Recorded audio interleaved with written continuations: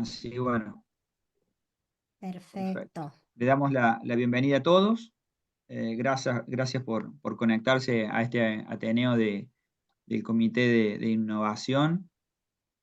Hoy como hicimos el año pasado, vamos a tener esta microcápsula. Son varios temas, son 8 temas que se van a tocar muy rápidamente sobre temas que nos parecieron interesantes durante la TTD.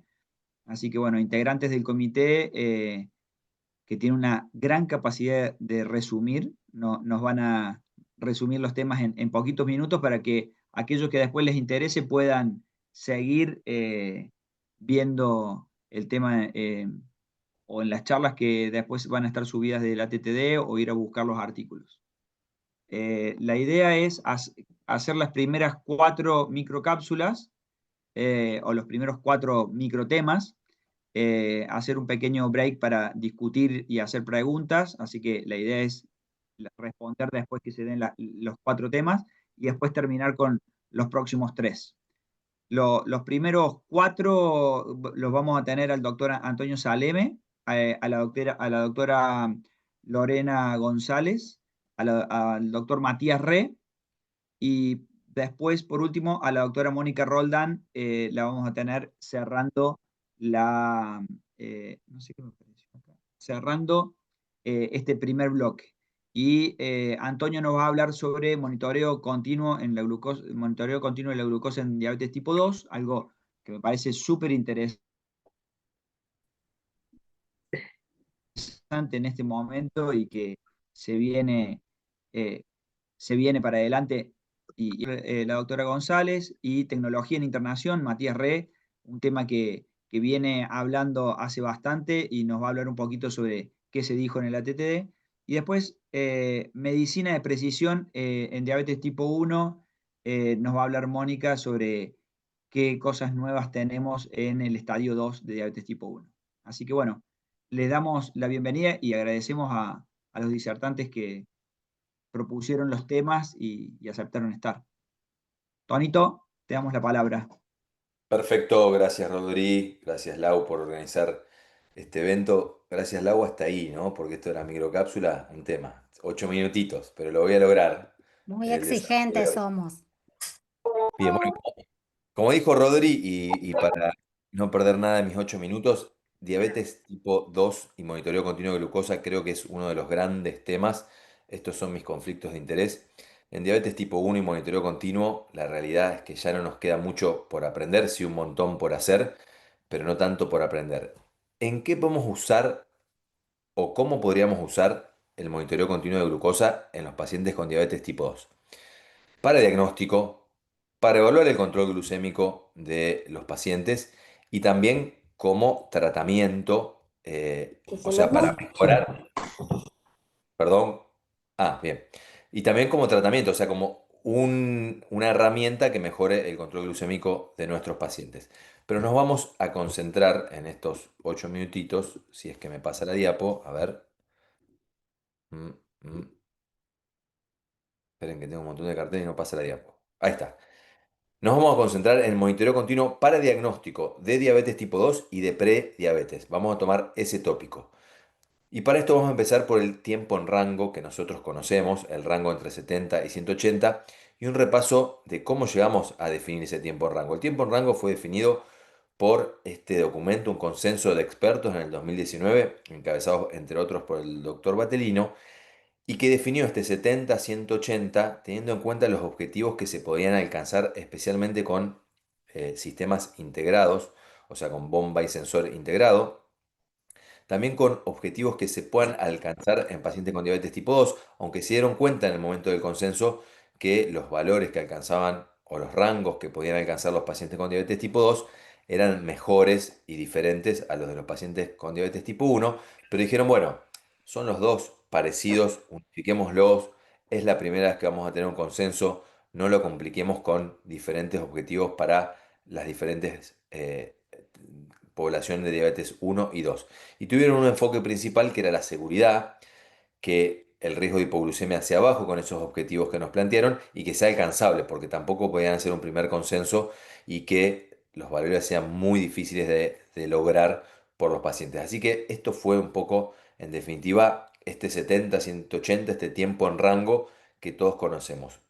Pero la propuesta de hoy es pasar, si me deja la computadora, ahí está, a lo alcanzable, que era el objetivo en este consenso, a lo fisiológico, cómo podemos alcanzar valores fisiológicos. Y para eso mostrarles primero este estudio que se hizo en más de 150 pacientes sin diabetes, a los cuales le colocaron, sin diabetes y sin prediabetes, con normoglucemia, a los cuales le colocaron un sensor Dexcom, y pudieron observar que 96% de esta población se pasaba, perdón, 96% del tiempo entre 70 y 140 era lo que pasaba una población sin diabetes, o al menos esta de este estudio.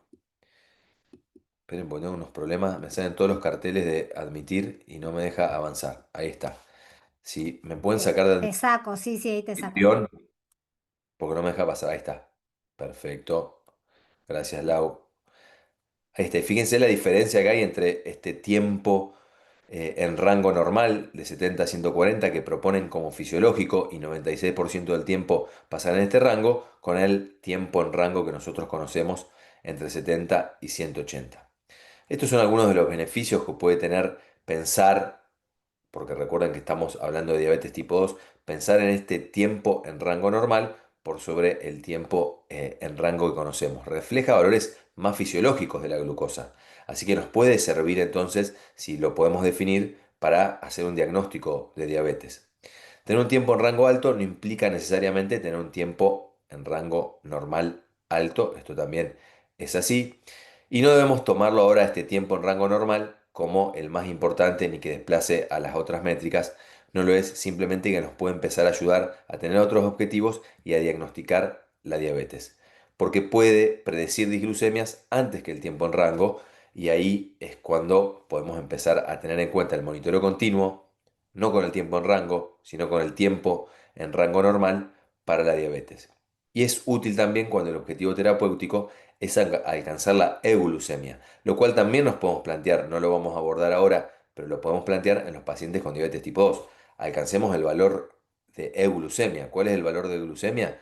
Tiempo en rango normal entre 70 y 140. Pero ahora vamos a enfocarnos, como les decía, en el diagnóstico de diabetes y de prediabetes con este tiempo en rango normal.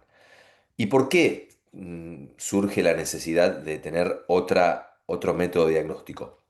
Habitualmente hoy diagnosticamos con estos cuatro criterios, especialmente glucemia plasmática en ayuno y la POTG por encima de 126 y de 200 respectivamente, pero fíjense que ambas determinaciones tienen sus bemoles, tienen sus puntos débiles, y no terminan de ser posiblemente los métodos ideales, pero sí con los que contamos, o los que contábamos al menos hasta ahora.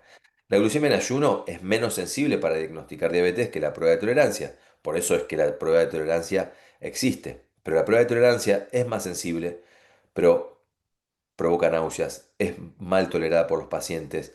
La prueba requiere dos punciones y que el paciente esté 2 horas en el laboratorio esperando para hacerla de manera ideal.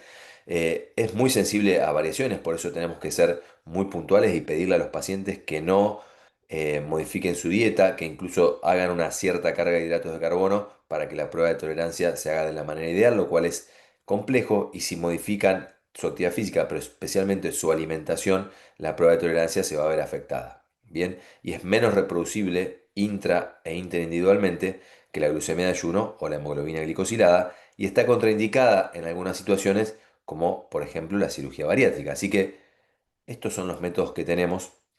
Veamos si podemos tener algo mejor. E incluso, siguiendo con estos métodos y sus debilidades, hay mucha variabilidad intraindividual. Incluso una persona puede ser clasificada en una glucemia de ayuno o en una POTG como normal, como prediabética o con diabetes en diferentes días. La misma persona. Fíjense este estudio Addition, enroló 1020 pacientes con riesgo de tener diabetes tipo 2 y le realizó la POTG 2 con 14 días de diferencia. Y solo el 63% mantuvo la misma categoría. No es que tuvo un valor parecido, sino que cambió de categoría el 37% de los pacientes. Eran normoglucémicos y pasaron a tener prediabetes, o tenían diabetes y pasaron a ser normoglucémicos. Así que fíjense cuántas debilidades tienen los métodos que usamos hoy. ¿Puede el monitoreo continuo de la diabetes encajar en diagnosticar diabetes tipo 2? Tal vez hoy no, pero en breve yo creo que sí vamos a poder hacer que encaje y que podamos diagnosticar diabetes con algo mucho mejor que un valor de un día, sino con un monitoreo continuo de 14 días que nos va a dar un perfil muy diferente. Lo que pasa es que todavía no tenemos claro qué valores tomar, cuáles son los puntos de corte adecuados, pero yo voy a tratar de introducirlos a la mejor evidencia que tenemos hasta hoy. Como les mostraba, primer estudio en pacientes sin diabetes con monitoreo continuo de la glucosa con sensores actuales, pacientes entre 70 y 180 años, y lo que mostraron es que 96% del tiempo estos pacientes lo pasaron en tiempo de glucosa normal o el rango de glucosa normal, que es 70 a 140, el más fisiológico de todos. Este es otro estudio, mucho más nuevo, del 2025, que lo que hizo fue colocar monitoreo continuo de glucosa. En realidad fue un estudio retrospectivo que seleccionó pacientes que ya tenían el monitoreo continuo de glucosa de la población de Framingham Heart Study.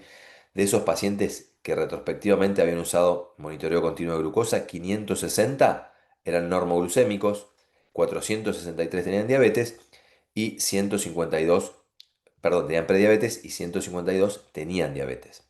Vamos a enfocarnos en estos dos grupos de normoglucemia y de prediabetes. ¿Y qué fue lo que observaron en esta población más grande que la anterior y más homogénea en cuanto a la edad? Que los pacientes normoglucémicos, caracterizados como normoglucémicos, pasaban 3 horas al día por encima de 140 y 15 minutos al día por encima de 180. Bien, ya empezamos a tener un perfil de monitoreo continuo de glucosa de pacientes normoglucémicos. ¿Qué pasaba con los que tenían diagnóstico de prediabetes? Se pasaban 5 horas y cuarto por encima de 140 y 45 minutos por encima de 180. Así que esto nos permitió empezar a tener un poco más de idea de qué pasaba en esta población. Y los pacientes con diabetes no me voy a enfocar porque son pacientes con tratamiento, así que no tiene sentido en esto de intentar diagnosticar esa población que estaba ya tratada. ¿Qué pasa traduciendo a las barras que conocemos de monitoreo continuo de glucosa los datos que les mostré recién para que lo podamos entender mejor? Si nosotros tomamos el tiempo en rango para diagnosticar diabetes o prediabetes, no vamos a poder hacerlo porque fíjense que aquellos que tenían normoglucemia tuvieron 98% de tiempo en rango, pero los que tenían prediabetes tenían 96% de tiempo en rango. Muy difícil tener un valor de corte cuando los valores de tiempo en rango son tan parecidos. Ahora, ¿qué pasa si estamos pensando en diagnosticar diabetes tipo 2 o prediabetes? Vayamos al valor más fisiológico, 70, 140.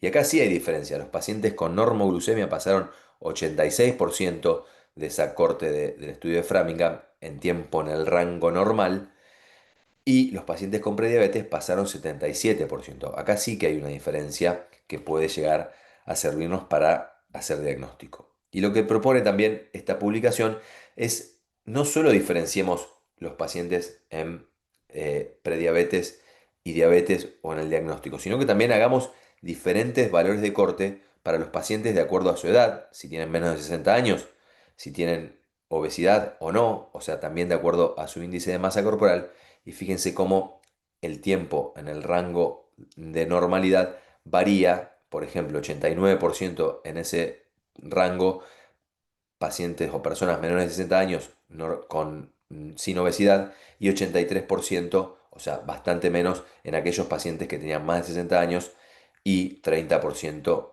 30 de IMC. Así que lo que propone también es que tal vez podamos tener valores de corte diferentes. No toda la población es igual de acuerdo a la edad, de acuerdo a la obesidad y tal vez de acuerdo a otras variables al momento de diagnosticar prediabetes y diabetes por monitoreo continuo de glucosa. Esta publicación también de fines del año pasado lo que hace es tratar de compendiar toda la evidencia actual, que la verdad es muy poquita, para tratar de definir qué puntos de corte podríamos usar para diagnosticar diabetes y prediabetes por monitoreo continuo de glucosa. Y de nuevo, lo que nos destaca es la necesidad de usar el tiempo en rango estrecho o tiempo normoglucemia de 70 a 140. Fíjense, acá tenemos cuánto tiempo pasan tanto en rango estrecho como el tiempo en rango habitual. Y acá tenemos la glucemia media. Si tomamos esta curva, que es la de tiempo en rango, fíjense que va variando muy poquito la cantidad de tiempo, el porcentaje de tiempo que pasan en tiempo en TIR, pese a que sí varía mucho la glucosa media. En cambio, el tiempo en rango estrecho varía muy de forma consonante o siguiendo la variación de la glucosa por promedio. Por lo cual, la propuesta de nuevo es tomemos el rango estrecho, tomemos 70-140 para diagnosticar. ¿Y qué proponen o qué puntos de corte proponen? Si pasan más de 90%, ese paciente tiene glucosa normal, normoglucemia. Ahora, si pasa entre 60 a 90%, podemos diagnosticar prediabetes con el monitoreo continuo de glucosa. Y si pasa menos de 60% del tiempo en el rango normal, ese paciente ya podríamos diagnosticar diabetes. Repito, todavía no tenemos evidencia para hacer esto, son los primeros bosquejos de cómo usar el monitoreo continuo, pero les dejo esta propuesta por lo menos para que lo empecemos a pensar y tal vez a utilizar en algunos pacientes que nos dejen dudas diagnósticas. Normoglucemia, más de 90% en el tiempo en rango normal. Prediabetes 60-90%, diabetes tipo 2 menos de 60%. Entonces, ¿para qué nos podría servir el monitoreo continuo y este tiempo de normoglucemia o tiempo de normalidad? Para detectar disglucemias antes que hemoglobina glicosilada, antes que POTG y antes que glucemia de ayuno, para diagnosticar prediabetes, para un diagnóstico más temprano y preciso de diabetes tipo 2, pero como les decía, la evidencia actual sobre el uso del monitoreo continuo es limitada. No lo usemos aún, excepto, como les decía, en pacientes muy puntuales, pero sepamos que esto es algo que se va a hacer realidad en breve. ¿Cuándo será en breve? Bueno, fíjense, el mes que viene en ADA se va a publicar, este es Viral Sa, es posiblemente uno de los médicos que más está metido en esto de utilizar monitoreo continuo de la glucosa en diabetes tipo 2 y en diagnóstico, y va a publicar, él es de la Universidad de Indiana, y va a, en realidad, a publicar y nos va a mostrar en ADA los resultados de este estudio en el cual se colocó Dexcom Stelo, que es un sistema de monitoreo continuo de glucosa, a 15.000 pacientes sin diabetes. O sea que pasamos de tener 153 pacientes, 500 pacientes en el segundo estudio que les mostré, a un estudio que se va a publicar el mes que viene con 15.000 pacientes sin diabetes. Y lo que adelantó en ATTD es que esos pacientes tuvieron una glucemia promedio de 106 miligramos por decilitro, pasaron 93% del tiempo en glucosa normal y 82% del tiempo en glucosa intersticial entre 55 y 120. Así que realmente acá vamos a tener data de 15.000 pacientes y su control o su monitoreo continuo de glucosa fisiológico, y de ahí vamos a poder empezar a pensar realmente en cómo diagnosticar prediabetes y diabetes con el monitoreo continuo de glucosa. Bueno, eso es todo. Les prometo, si hacemos una cápsula post ADA, contarles los resultados de este estudio, y el que quiera esté atento y lo va a poder ver en breve después de la presentación en ADA 2025. Gracias. Gracias, Excelente, Tono. Súper Tono. claro. Datos súper interesantes que bueno, ahora los charlamos en el break, pero todo lo novedoso nos trajiste. Gracias, Tono. Gracias a ustedes. Vamos Les a pedimos que seguir, vayan dejando, Laurita, pedimos sí, que vayan sí, dejando las preguntas en el chat. así es. Vamos a seguir con Lore González López, que va a hablarnos de obesidad en diabetes tipo 1, que es lo nuevo que se vio en el ATTD. Bienvenida, Lore.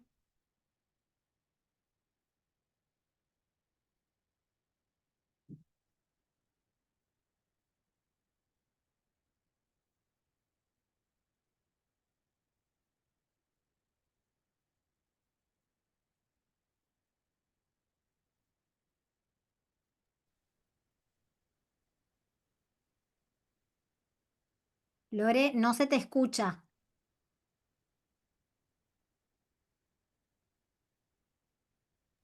Ahora sí, perdón. Sí, ahora Bueno, sí. yo en modo colapinto vamos a tratar de acelerar. Traje para compartir y no puedo pasar la diapositiva, a ver.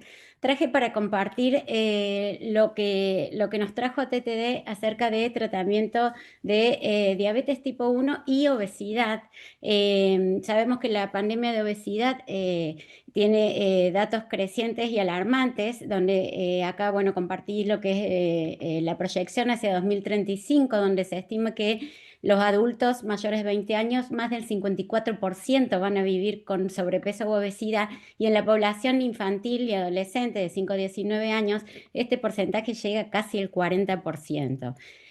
Por supuesto, la obesidad contribuye significativamente a la carga global de enfermedades no transmisibles, fundamentalmente lo que es diabetes tipo 2 y enfermedades cardiovasculares. Entonces, ¿por qué vamos a hablar de obesidad en diabetes tipo 1?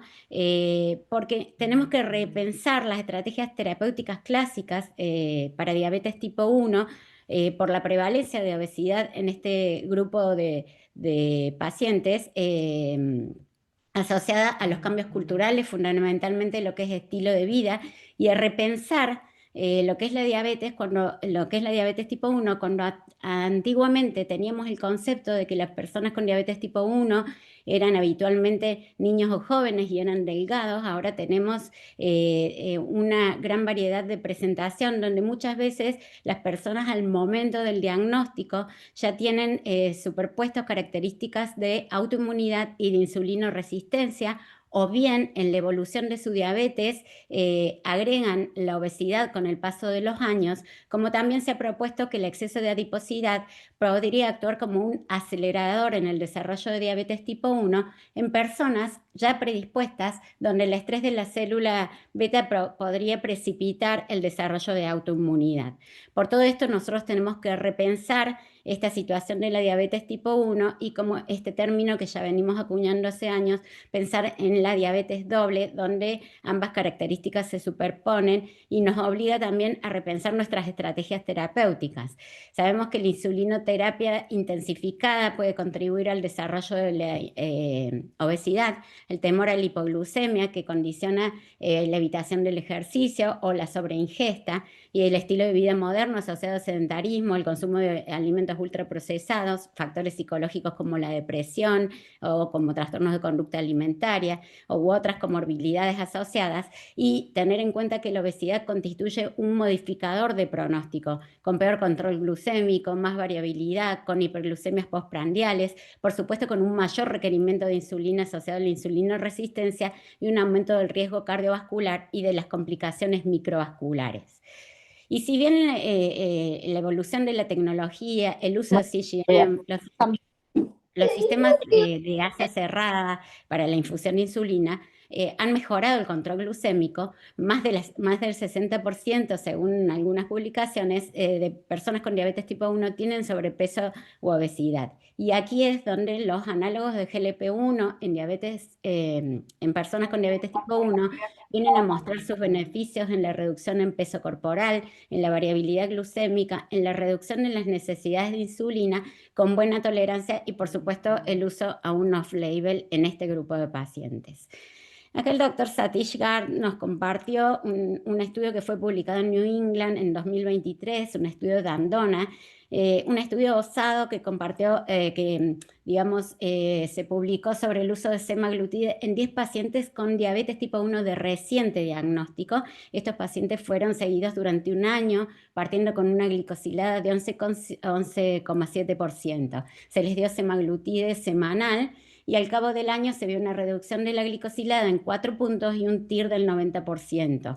Incluso estos pacientes dejaron de necesitar la dosis de insulina prandial luego de 3 meses de tratamiento, y en 7 de ellos se suspendió la insulina basal.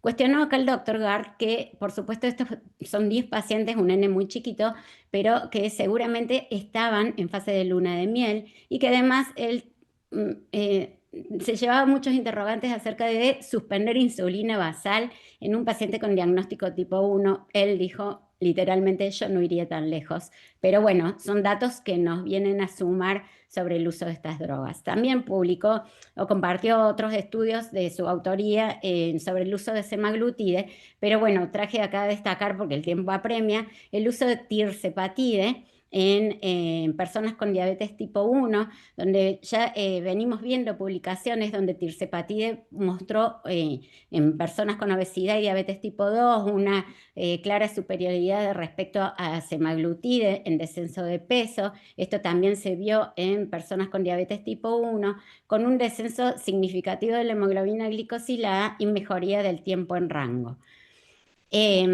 En estudio de comparación cabeza a cabeza con semaglutide y tirzepatide, o sea, si bien ambos muestran beneficios, vemos una superioridad con el uso de tirzepatide. Este estudio también, todos retrospectivos, estudios retrospectivos, este tiene 150 pacientes, donde se pusieron 50 pacientes en control, 50 con semaglutide y 50 con tirzepatide, y vimos el descenso de peso 2 veces mayor en pacientes tratados con tirzepatide. Incluso estos pacientes estaban en MDI o algunos con sistemas de asa cerrada de infusión de insulina. Este estudio recién salió del horno, el doctor lo compartió en este simposio, pero también al día siguiente hubo un simposio exclusivamente acerca de esto, digamos, la evolución de marcadores de riesgo cardiorrenal en pacientes adultos con diabetes tipo 1 y sobrepeso, tratados con tirzepatide. Este estudio es de casi 2 años y mostró mejoría franca en el perfil lipídico, descenso en las cifras de presión arterial y mejoría en el filtrado renal aún a mismos valores de glicosilada. O sea que esto no estaba, digamos, dependiendo del mejor control glucémico o del mejor control metabólico del paciente, sino que había una influencia directa sobre el riesgo cardiorrenal. Entonces vemos que los análogos, el uso de estos análogos de GLP-1 en diabetes nos van a reportar todos estos beneficios. Remarcó también que hay que tener cuidado en la dosis de insulina, ir retitulando, porque por supuesto estos pacientes empiezan a requerir mucho menos cantidad de insulina, tener cuidado con el riesgo de hipoglucemia. Quedó el interrogante sobre el rol de estas drogas en diabetes tipo 1 y sobre los beneficios cardiorrenales, ya que bueno, la evidencia es reciente y creciente. También se planteó el uso de estas drogas en tratamiento de adolescentes con diabetes tipo 1 y obesidad, donde sabemos que la obesidad es una condición estigmatizante y la evidencia sobre el uso de estas drogas en este grupo de pacientes es bastante más limitada.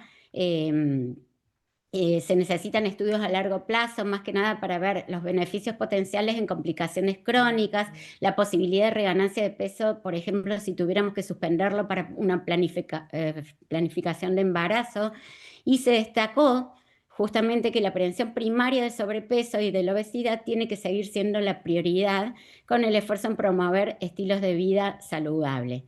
Justamente este simposio cierra con la doctora Smart hablando de lo que es intervenciones de estilo de vida, y esto me pareció sumamente importante, donde en un congreso de tecnología, de innovación, este simposio sobre obesidad lo cierra la doctora hablando de las intervenciones conductuales, de ayudar a construir hábitos sostenibles en entornos que acompañen a los pacientes y que no los condicionen.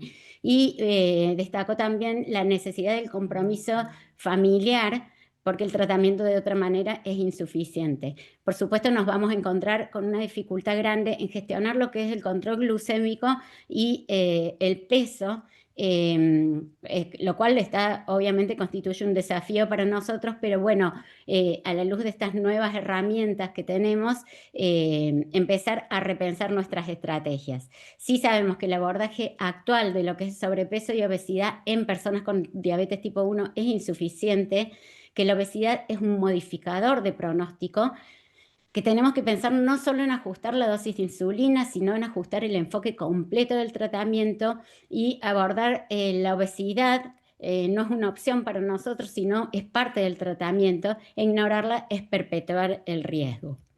Ahí les adjunto en el QR la bibliografía, parte de la bibliografía que se citó en el simposio, que fue sumamente interesante y nos deja muchos interrogantes. Bueno, gracias Lore, excelente también tu puesta al día. Otro de los temas creo súper interesantes para conversarlos en un ratito. Todos los que tengan preguntas pueden hacer la pregunta que quieran en el loguito de preguntas que está ahí abajo. Así que esperamos sus preguntas para la discusión.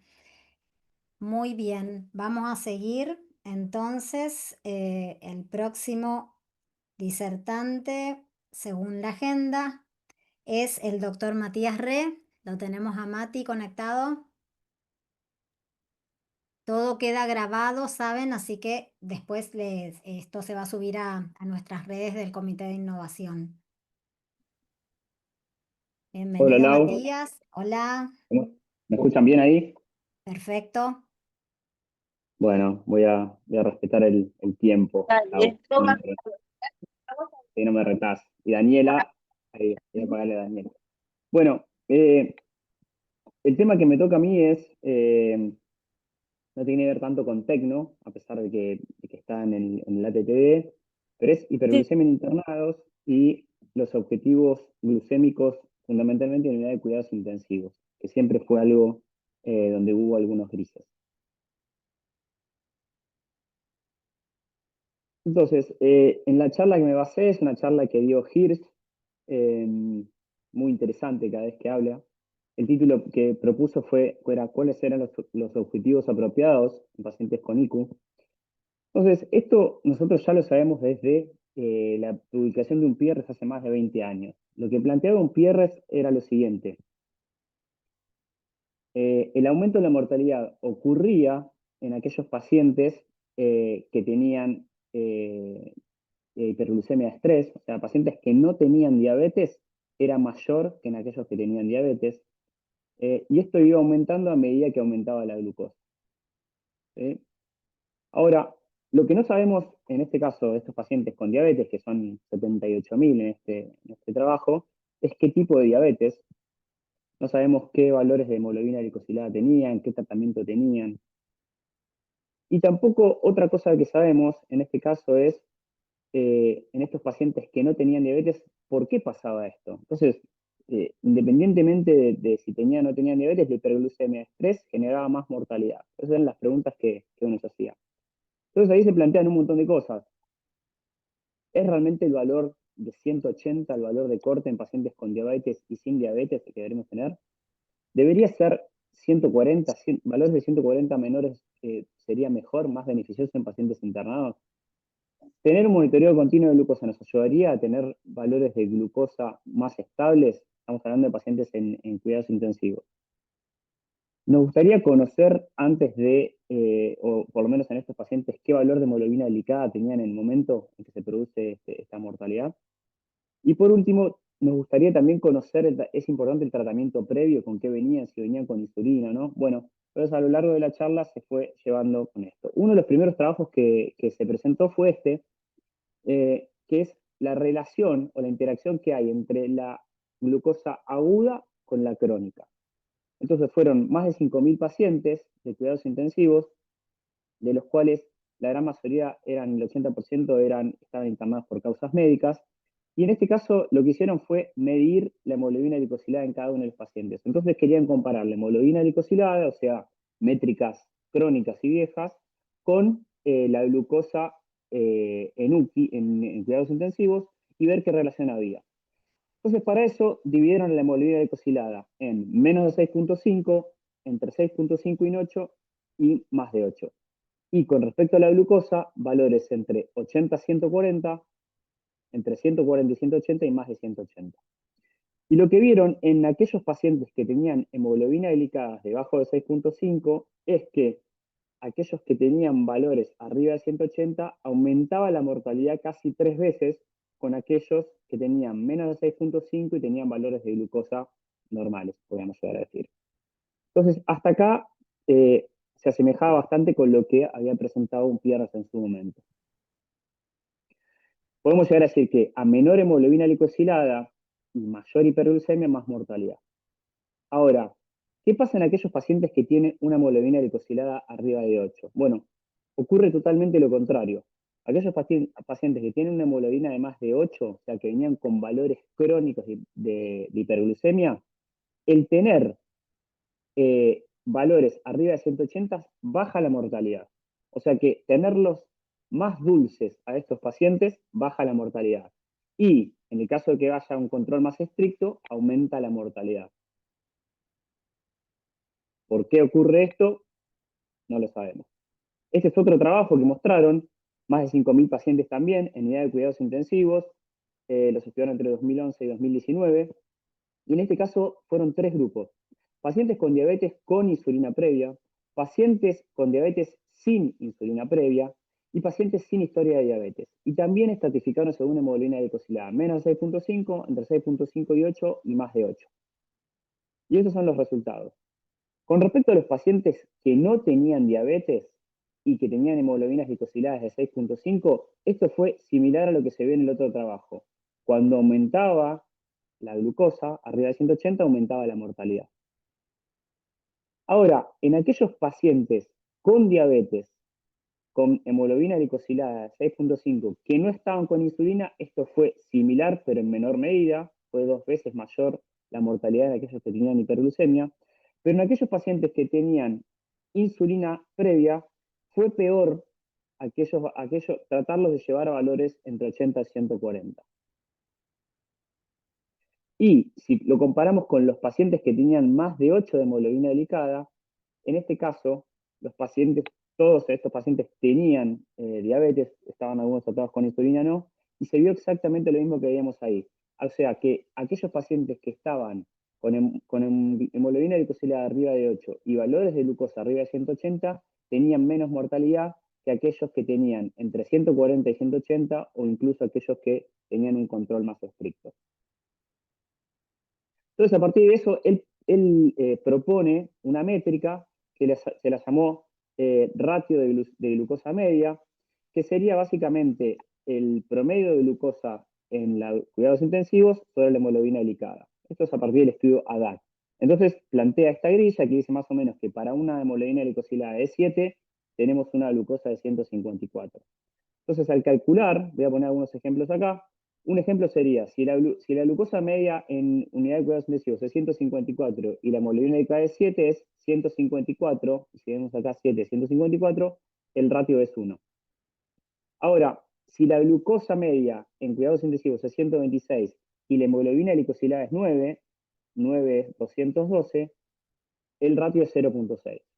Y al revés, si la glucosa es alta en cuidados intensivos y la hemoglobina glicosilada es 6, la hemoglobina glicosilada de 6 es 126, el ratio es 1.7. Entonces lo que podemos llegar a decir es que un ratio bajo implica una glucosa baja en cuidados intensivos y más baja en cuidados intensivos que en el hogar, mientras que un ratio alto implica una glucosa más baja en cuidados intensivos que en el hogar. ¿Y por qué es importante esto? Bueno, plantea después estas grillas y lo lleva a la mortalidad, y lo que se vio es que cuando hay menos mortalidad es cuando el ratio está de normal abajo, entre 0.8 y 1. O sea que cuando las glucosas son bastante parecidas entre el hogar y la glucosa media en terapia. Ahora, cuando más aumenta es cuando hay hiperglucemia en cuidados intensivos. O sea, cuanto más hiperglucemia hay en UTI que en el hogar, o sea, hemoglobinas glicosiladas probablemente más bajas, aumenta la mortalidad, que es lo que se ve básicamente en pacientes que no tienen diabetes. Ahora, ¿por qué es que se produce esto? Bueno, una teoría bastante fuerte es que lo que existe es esta hipoglucemia relativa o pseudohipoglucemia, que lo que haría sería a nivel central aumentar la reacción de las hormonas contrarreguladoras y eso produciría un trastorno disfuncional en las neuronas.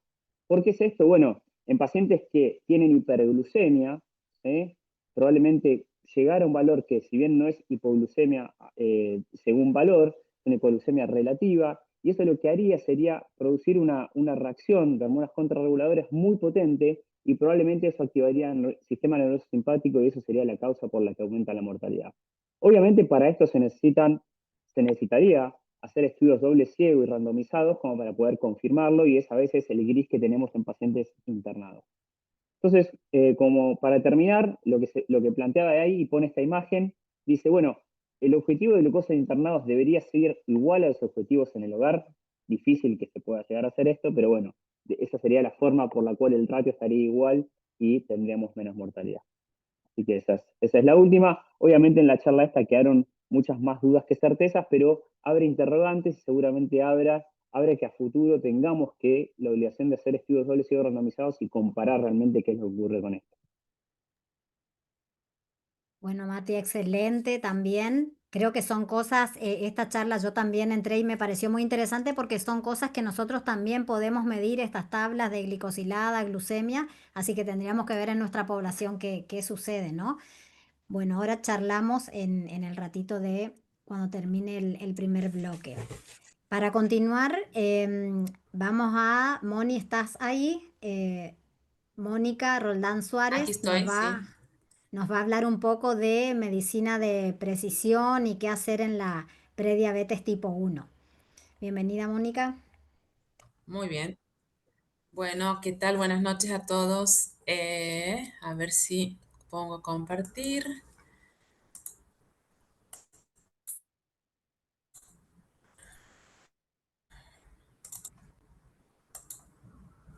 Bueno, esta charla, bueno, no tengo conflictos de interés para esta charla. No sé si se ve la imagen, Lau. Todavía no. No, no se ve todavía, ¿eh? No se ¿Todavía no? compartió. Dale. Compartir.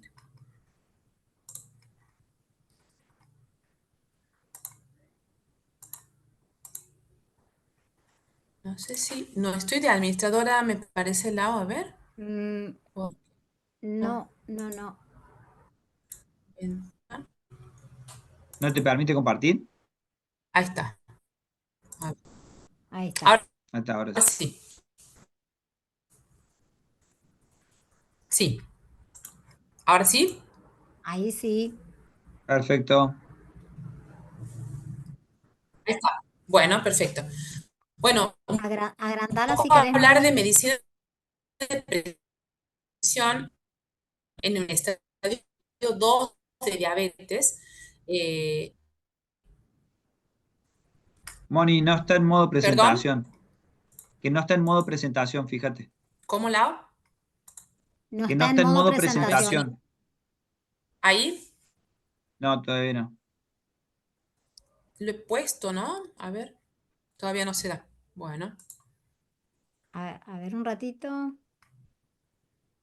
Es PowerPoint santiagueño, Vamos a vámonos un ver. ratito más. Mm, Claro, pasa que va un poquito más lento, mm. Tonito. Bueno, no ahí porque tengo compartir, ¿Vos, sí. vos la ves en modo Que lo ven como si presentación? fuera una... Se, Sí, se la ve la vemos. pantalla de tu compu, Moni. He Se ve la apagado la pantalla de tu...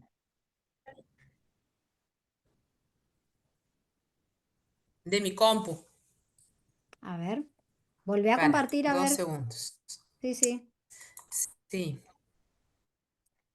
compartir Mientras, pantalla. las preguntitas que tengan, si quieren ponerlas en el loguito de preguntas. Vuelvo a A ver. compartir. Sí. Sí, sí, sí. Ahí se Ahí. ve. Vas viendo. Vemos, pero como que la tenés minimizada. Como si la tuvieras todavía no en modo Me Todavía parece presentación. que en modo presentación. lo que tenés que hacer, Moni, es Sí, antes de compartir, abrirla sí. como Y presentación y ponerlo. después compartirla. Dale. Perfecto.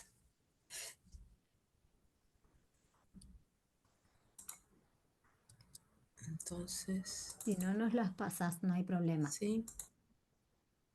Compartir. Ya usaste 4 minutos. Sí, no. Acá dice Marcos que si no podés apretar Bueno, F5. A ver. bueno. A ver. Sí. F5. Ujú. Pero qué raro, porque ya que. Sí, muy raro. Bueno, si no, lo tendré que ponerlo en modo Moni, de que lo vean Moni, aunque ¿vos tenés una, sea... Moni, ¿vos Sí, tenés una Mac? sí. No, no, es ¿Sí? una Asus. Raro. Sí. Qué A raro. ver. Sí, es como que se viera, pero no en Compartir una forma nueva de... ventana. No en forma de presentación. A ver, Espérate. no. Moni, pon el librito, toda Moni y la Lauri, pantalla. en vez Sí. en vez de la copa, pon el librito que hay al lado y a veces te lo abre esa. El librito que se ve al lado de la copa. A ver. A veces el librito que está al lado de la copa. Hay como un librito al lado de la copita. ¿Ahí? Sí, y A ahí. ver, Ahora sí, Ahí sí. está, sí, sí, perfecto. ahí sí. Gracias, Lau.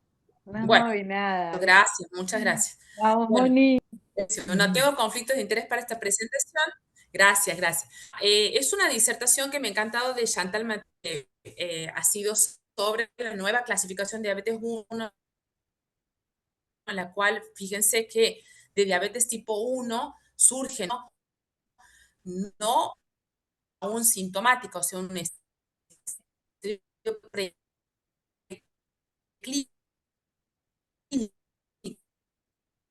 con lo cual estaremos Moni, perdón, apaga tu pantalla hablando si podés, entonces se escucha mejor. de una persona con diabetes sin que tenga acción, que es un datito que viene una persona con diabetes. Ahora sí, mejor. ¿Ahí el audio sale bien? Ahí sale mejor.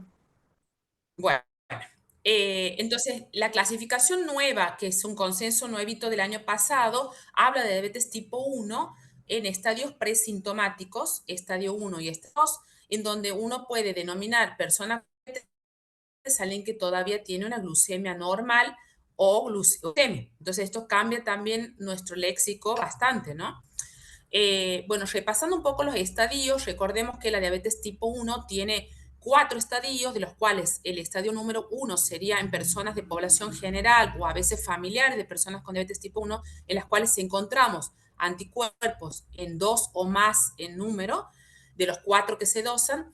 El estadio 2 sería cuando ya tenemos una disglucemia provocada por una prueba de tolerancia o buscada justamente para ver en qué momento el páncreas comienza fallar la cantidad de la masa celular beta. El estadio 3 ya sería un diagnóstico de diabetes franco con glucemia para diagnóstico de diabetes. En el estadio 2, lo que nosotros, digamos, tenemos que pensar es para qué queremos hacer esto, por qué, qué hacemos con las personas que encontramos, y ese era uno de los tópicos de la charla, de decir, bueno, ¿qué hacemos con estas personas que tienen diabetes tipo supuestamente tienen diabetes, porque miren lo que decimos, tiene diabetes y todavía la glucemia la tiene en un estadio de disglucemia, que todavía no es diabetes en sí. Entonces, bueno, pediremos anticuerpos, quizá otras culturas, otras sociedades o en otras formas de mediciones también en estudios clínicos. ¿Por qué? Porque nosotros aquí en nuestra población probablemente no tenemos acceso a medir en forma así general anticuerpos a todos los familiares de las personas con diabetes 1. Recuerden que tenemos 4 anticuerpos moleculares que son contra componentes específicos de la célula beta y que los anticuerpos contra islotes, células islotes, que son los ICAs anteriores, no se están usando tanto porque no son tan específicos. Entonces, de estos 4 que tenemos para medir, con 2 que las personas tengan positivo, ya tenemos un cuadro de una diabetes tipo 1. Los beneficios potenciales, ¿por qué queremos en la estadio preclínico? Porque vamos a reducir probablemente la posibilidad de que esta persona tenga una internación que a veces es hasta riesgosa para su vida, de una cetoacidosis diabética, evitar la hospitalización muchas veces, desarrollar estrategias y educación, apoyo emocional, apoyo familiar, algunas destrezas que también podamos enseñar a monitorizar, uso de insulina, educación alimentaria, educación familiar, ¿no?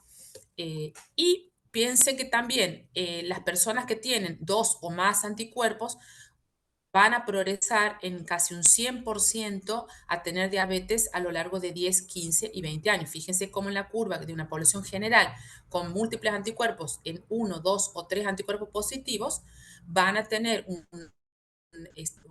digamos, un inicio de diabetes tipo 1 clínica el 100% de las personas en los 15 y 20 años. Hay un consenso de monitorear diabetes tipo 1 en el preestadio 3, o sea, sería en el estadio 2, y siempre preguntándonos que cuando uno busca quiénes son los que tienen diabetes tipo 1 diagnosticada de esta manera, ¿qué haremos estas personas? Porque son quizás los adolescentes, niños, familias, otras personas con diabetes tipo 1, en las cuales, bueno, tenemos que saber, monitorizamos, pedimos los anticuerpos para después tomar una decisión, tomar un acompañamiento, ofrecer algo. Y en ese sentido, lo que se viene haciendo es ofreciendo de sensores continuos de glucosa, el uso de CGM en personas que tienen este estadio 2 de diabetes. Y trataba específicamente sobre, como Tono mostraba también, qué hacer con las personas que ponemos un CGM que no tienen diabetes diagnosticada y de ahí partir cuál sería el normal. O sea que estamos en esta situación actual de decidir cuál es la glucemia normal y cuál es la glucemia patológica. Entonces, fíjense a lo largo de muchos estudios, esto es un registro muy grande de datos hechos en pacientes, en personas que no tienen diabetes, que entre 70 y 140, el porcentaje es entre un 97 a un 90% del tiempo. Y por encima de ese rango, en 140, fíjense que es muy escaso.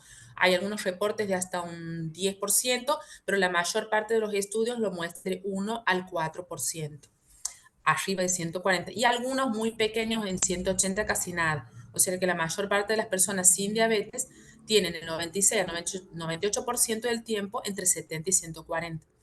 Entonces, ahí mostraron este estudio que se ha observado en personas que tenían dos anticonceptivos, que si pasaban más del 18% del tiempo de uso del sensor arriba de 140, la progresión era casi al 100% de diabetes los 2 años y medio. O sea que es una manera de saber que nosotros vamos a tener un dato de que si esta persona tiene más del 18% de tiempo en rango, por arriba de 140, va a progresar a diabetes tipo 1 a lo largo de los próximos 2 años a 2 años y medio como mucho. O sea que el riesgo de progresión es más alto. Ustedes saben también que cuanto más alto es el anti-GAD, más menores en la edad, sobre todo menores de 12 años, la progresión es más rápida. Y alimentación, educación, apoyo emocional, uso del sensor para justamente monitorizar momentos en los cuales hay hiperglucemia y poder manejar el tipo de comida, inclusive también el orden en que las comidas se tomadas, que no es lo mismo comenzar con un bocado de carbohidratos que comenzar con proteína o con grasa. La respuesta es muy diferente. Susceptibles, bueno, saber que asesorar, por ahí vamos a medir anticuerpos para decirles que no tiendan, porque solamente el 8,6% de la población general va a tener positivos. El dosaje de anticuerpos se considera positivo con 2 o más anticuerpos, y siempre en ese consenso que les mostraba aquí, estos dibujitos, que está el link ahí para que después lo busquen, es buscar la disglucemia con prueba de tolerancia oral y evaluar en qué momento pasamos de la diabetes preclínica a la clínica. Ofreciendo continuo y oportunidades de educación, apoyo emocional y evitar sobre todo la hospitalización, que en pacientes más frágiles, tipo niños o adolescentes, puede ser algo muy grave. Así, rápidamente, esta es la charla mía. Bueno, gracias, Moni. También Le dejo de excelente, y compartir. creo que todos los temas que han seleccionado, bueno, son temas justamente que nos van a hacer debatir y que van a estar en boga en los próximos meses y en los próximos años, ¿no? Rodri, no sé si estás por ahí. Em, no lo veo. Sí, sí, estoy por acá Bueno, sin cámara, Rodri. eh, Bueno, porque tengo mala, se me va bien la señal. Excelente las charlas, chicos, ¿eh? ¿Vos podés leer bien. ahí algunas de las preguntas que Sí, hay? sí, sí, acá leo y también las pueden escribir por el chat o por el loguito de preguntas y respuestas. Acá el doctor Diuseide, gracias doctor por conectarse, gracias al doctor Martín Rodríguez, bueno, y a todos los que vemos conectados, conocidos. Em, Acá el doctor Guillermo pregunta si el tiempo en rango estrecho tuvo correlación con la hemoglobina glicosilada, además de la glucemia. Tono. Hola Guille, ¿cómo andás? Espero que muy bien. A ver, en esos estudios no se evalúa una correlación entre tiempo en rango estrecho o de glucemia normal y la hemoglobina glicosilada. Pero la realidad es que sabemos que no es así, que no correlaciona ni con el GMI ni con el tiempo en rango estrecho de la hemoglobina glicosilada. Hay publicaciones sobre eso, pero en estos puntualmente, Guille, no hicieron esa relación. Que ahí es donde entra el monitoreo continuo como el valor en el seguimiento de los pacientes para evaluar el control glucémico de los pacientes, las debilidades de la hemoglobina glicosilada y las fortalezas del monitoreo continuo, que también tiene sus debilidades, obvio, pero no en estos estudios. Perfecto, Tono. Y Lore, acá preguntan acerca de obesidad y análogos del GLP-1, si en los estudios se evaluó el péptido C inicial para, bueno, después ver la respuesta al tratamiento, si había alguna correlación entre el péptido C y la respuesta al tratamiento con estos fármacos. Sí, de hecho, en ese primer estudio que mostró el doctor Garg, que es de Dandona, el péptido C aumentó 1,05 nanogramos por mililitro, o sea, había mejoría de los niveles de péptido C, pero bueno, justamente ese estudio, digamos, fue un poco cuestionado por el tema de que los pacientes eran de reciente diagnóstico, pero sí, se evaluó y se vio mejoría del péptido C. Bien, y en la charla, amén de estos nuevos fármacos, ¿no? Que los usamos mucho en diabetes 2, la metformina siempre anduvo dando vueltas y fue una de las, quizás las primeras drogas que uno decía, bueno, no tiene tantos efectos adversos como para usarlas en tipo 1. ¿Se habló algo con respecto al impacto del peso El en doctor diabetes 1? mencionó, hizo una descripción de las drogas utilizadas normalmente en obesidad y aprobadas por FDA para su uso y se refería principalmente a que no había un impacto importante en el peso. Nosotros vemos generalmente también off-label que metformina mejora la sensibilidad cuando en diabetes tipo 1 se nos suma la obesidad, mejora la insulinoresistencia, pero no destacó un tema, un resultado en la evolución del peso de los pacientes. Perfecto. Gracias, Lore. Mati, yo tengo una pregunta que siempre nos da vueltas porque hace muchos años, inclusive hemos hecho cursos de diabetes en internación. Vos que tenés mucha experiencia en internación, ¿qué objetivos buscas en tus pacientes? Porque siempre parece que el número da vueltas, bajamos, subimos. ¿Qué objetivo hoy crees que es el más recomendado en una persona con diabetes? ¿Y qué pensás en personas que ingresan con hiperglucemia? ¿Qué objetivos deberían tener si no tienen diabetes? ¿Corren más riesgo que los diabéticos? Bueno, lo que yo mostré acá ya lo he mostrado un Pierre desde hace un montón. O sea, en pacientes que no tienen diabetes, la hiperglucemia estrés tiene más mortalidad. O sea que uno debería tratarla igual. En cuanto a los objetivos, lo que vimos es que en personas que están con un mal control metabólico por fuera de la internación, o sea, que viene con hemoglobinas glicosiladas altas, no conviene tirarlos tan abajo, convendría mantenerlos como mínimo entre 140 y 180, ¿sí? Hay que ver si quizás estos pacientes, en base a estos estudios, conviene tenerlos incluso hasta un poco más arriba, como planteaban los cirujanos hace mucho. Y con respecto a pacientes no críticos, en ambulatorio, sin lugar a dudas, va a depender si tienen diabetes o no tienen diabetes. En pacientes con diabetes uno podría ser un poquitito más estricto y quizás mantener valores entre 100 y 180, que es lo que hacemos a veces con algunos pacientes conocidos o no. Ahora, pacientes que acaban de salir de unidad de cuidados intensivos o que vienen de una situación de estrés, se siguen manteniendo los valores entre 140 y 180. Y definitivamente no valores por debajo de 100, aún más estrechos. Pero lo que yo creo que es clave acá, independientemente de los valores, es tratar de evitar la variabilidad, esos picos y valles, que de esa manera lo hacemos rápidamente poniendo una basal y rápidamente poniendo una basal y unas prandiales, para evitar esos subes y bajas que son los que se demostraron que más impacto tienen. Perfecto, Mati. ¿Qué nos decís del monitoreo continuo en internación? ¿Sí o no? Bueno, eh, absolutamente sí. Es, sobre todo para pacientes críticos todavía no, porque quizás en algunas situaciones no se puede. Pero los que tuvieron la experiencia de utilizarlo en pacientes internados es espectacular. Por un lado para los pacientes, por otro lado para los médicos, para que tomemos decisiones. Lo que planteamos siempre es que un paciente que está internado cena a las 7 de la tarde y recién hasta las 7 de la mañana quizás no tiene un control, un contacto con un enfermero, con un médico, o sea, hasta de las 24 horas, 12 horas solo, sin tener un control. Entonces, para esos pacientes es ideal poder tener un monitoreo. Nosotros estamos comenzando un trabajo con la gente de la UNLP de acá, con la gente de ingeniería, que tiene mucha experiencia en eso, en pacientes internados. Estamos comparando dos salas. Una de las salas va a ser con un tratamiento con monitoreo y un seguimiento estricto, y la otra de las salas va a ser con un monitoreo capilar común, con un monitoreo ciego. Así que cuando tengamos estos resultados, ya tengo un intruso que se está metiendo. Pero bueno, Buenísimo. definitivamente sí, definitivamente sí. Bueno, Lore, ¿vos querías comentar algo?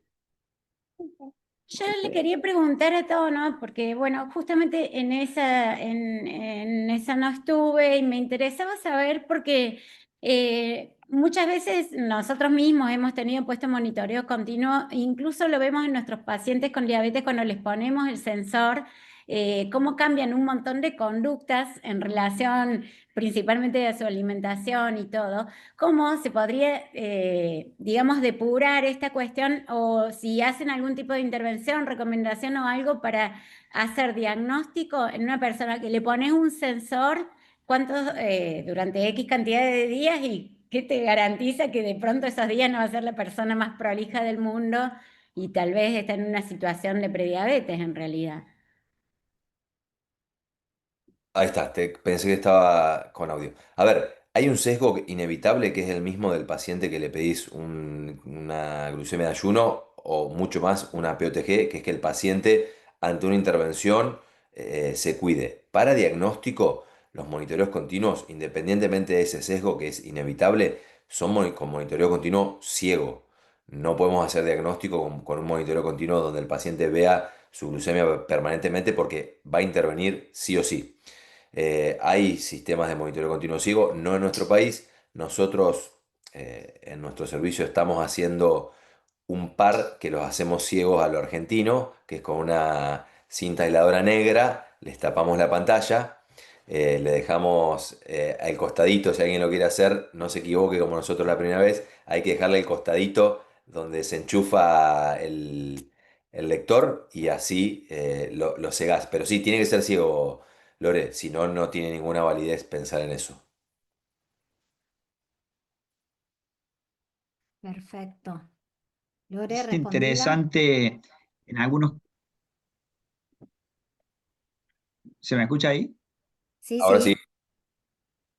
sí. Me parece interesante en algunos pacientes, como por ejemplo hoy que vi un paciente que se puso él solo un sensor porque tenía glucemias alteradas en ayuno y tenía una prueba de tolerancia normal y de puro curioso se puso un sensor y vino al consultorio. Después de 15 días tenía un tiempo en rango de 70, 180 y 89%. Y nada, y era un paciente que, como vos decís, Lore, probablemente se autosesgó, pero así todo no tenía un tiempo en rango por encima del 96% o por encima del 98%. Y si vos te fijas en el trabajo que van a presentar en ADA, el absoluto normal lo ponen de 55 a 120 y que deberían tener un tiempo en rango. Entonces, me parece que en un punto con esto se va a terminar de depurar y va a servir por más que no tengas un monitoreo ciego. Creo que hay que, como dice el Tony, que llegar a con miles y miles de pacientes para tener el valor de corte justo en el cual lo vamos a tener. Creo que no falta tanto. Vamos a ver qué es lo que muestran ahí en el ADA. Sí, Sí, seguro. les agrego algo para diagnóstico, aparentemente, diabetes tipo 2 o prediabetes, lo primero que cambia es la variabilidad. No medida con el coeficiente de variabilidad, sino medida con otras, con otros de las fórmulas para medir variabilidad. Pero posiblemente también dentro de las variables o de las métricas esté alguna de estas de variabilidad, como las primeras que se alteran. Previo a que cambien los tiempos en alguno de los rangos. Bueno, vamos con una Bueno, preguntita para Moni y pasamos al segundo bloque. Moni, si en la charla de estadios previos a al debut de Diabetes 1 se habló algo de tratamientos preventivos, ¿qué nos puedes comentar de eso?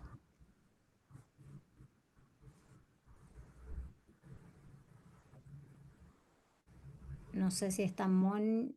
Está como congelada la Moni. Sí. No sé, me parece que no tiene buen internet. A ver. Moni, ¿nos escuchás?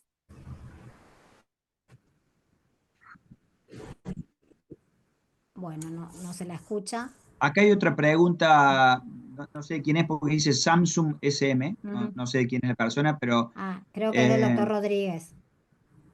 bien. Perdón. Habla, Moni, dice en ¿nos el escuchás? Ayat One y en el 2 con Lira, también A ver, SEMAS Lau, sí no estoy han aquí. sido aprobados. Decime.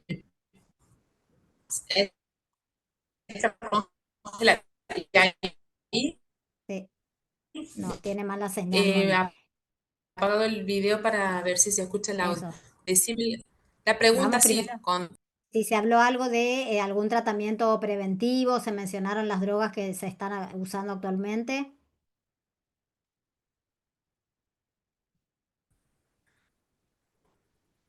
Perdón, ¿era para mí esa Bueno, pregunta? no, para Moni, pero tiene Ah, mala señal. Bueno, en general, responde rapidito. De lo que Eh, más se habló, obviamente, es de teplizumab. S- Sí, no.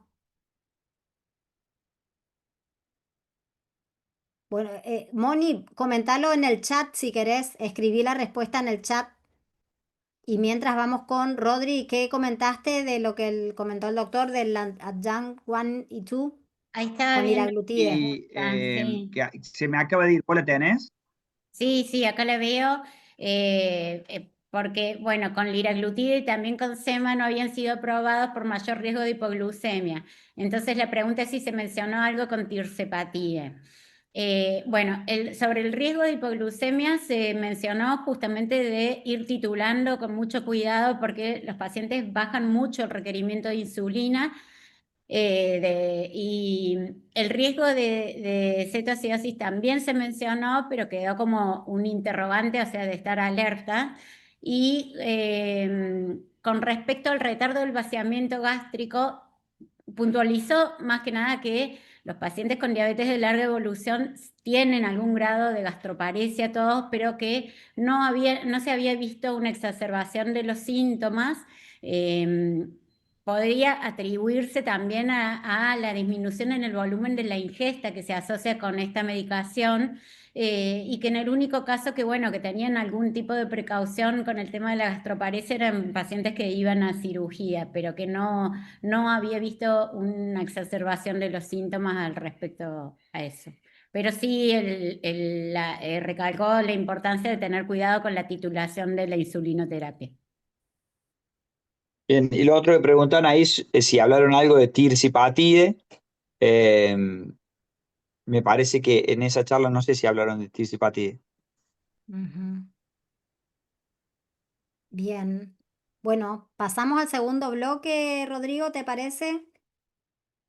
Sí, sí, dale nomás, Bueno, pasemos. entonces vamos a invitarlo a Lucas Sosa, que nos va a hablar de un tema súper también interesante e innovador, que es el tema de la inteligencia artificial. Bienvenido, Lucas. Muchas gracias. Estoy intentando compartir. Ustedes me dicen si están viendo la presentación. Sí, sí, por ahora Buenísimo. Bueno, sí, estamos. perfecto. Bueno, es el turno de la inteligencia artificial aplicada a la diabetes. No tengo conflicto de interés para esta presentación y tampoco he desarrollado inteligencia artificial para el contenido que hay escrito. Sí, por ahí utilicé para algunas imágenes. Voy a ir contra el tiempo, ¿sí? Esta carrera que me propuso Laurita, vamos a tratar de cumplirla y intentaré pasar por estos box. El primero es si podemos utilizar, si se está utilizando inteligencia artificial para hacer para detección de patología en retina. Y bueno, ya conocemos aproximadamente 15, un poco más de 15 plataformas y herramientas que utilizan inteligencia artificial y nos hacen diagnóstico de retinopatía. Incluso hay trabajos que documentaron ser superior a a la mirada humana. Vamos a apoyarnos en esta otra historia, si la inteligencia artificial nos permite tomar decisiones como clínicos en diabetes, y no podemos dejar de mencionar todos los procesadores de lenguaje natural que tenemos disponibles, ChatGPT, Gemini, Perplexity, Cloud, todos estos nos orientan Incluso podemos recabar datos de historias clínicas, pedir resúmenes, detectar patrones.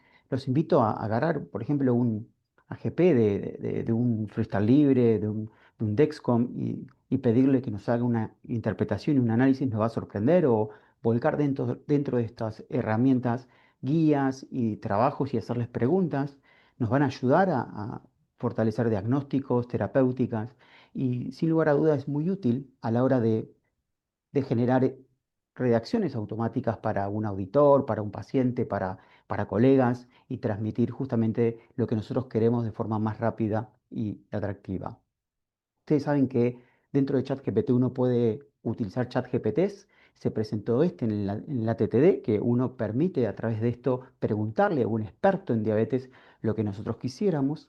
Es el caso, por ejemplo, práctico que yo desarrollé. Volqué una imagen y le pregunté y le pedí que me interprete el diagnóstico puntual en función de la imagen que estamos viendo. Y fíjense que nos ofreció lo que estamos observando, que es la necrosis lipódica, y obvio que profundiza aún más al respecto de este tema. Pero la IA no solamente está focalizada en los procesadores de lenguaje natural, hay un montón de plataformas que llamamos ecosistemas digitales en diabetes, que, nutriéndose justamente del monitoreo de la glucosa, de los tratamientos, de las comidas, del ejercicio, y utilizando este logaritmo, esta red neuronal profunda, nos permite, como hemos visto, predicción de glucosa, cerrar una bomba de insulina en un club cerrado, utilizar plataformas lógicamente, comunicar esta información al médico, a la familia, al mismo paciente. Como es el caso, por ejemplo, de DreamMed, que se presentó, ya está aprobada esta plataforma por FDA, registrada, y tiene unas cuantas publicaciones, que sincroniza múltiples dispositivos, hace recomendaciones, la lista de las recomendaciones, y en definitiva el consejo orientado al médico y al paciente. Y justamente ha documentado, estoy yendo para el otro lado, pido disculpas, y justamente ha documentado esta plataforma no ser inferior al consejo médico. O sea que estamos encontrándonos con tecnología que nos está igualando, al menos por ahora. Todos conocemos cómo la IA puede potenciar una bomba, nutriéndose del sensor, de la información que vamos aportando de comidas, de algoritmos que van naturalmente conociendo, como es el caso de Ilet Bionic, que es el páncreas Bionic ya aprobado en Estados Unidos, comercializado en Estados Unidos, que lo único que uno tiene que cargar es el peso del paciente. Esto es lo que dice justamente la página del páncreas Bionic. Dice que ILET solo necesita estimar carbohidratos, no es necesario hacer cuentas, cálculos. Incluso no es necesario estimar factor de sensibilidad.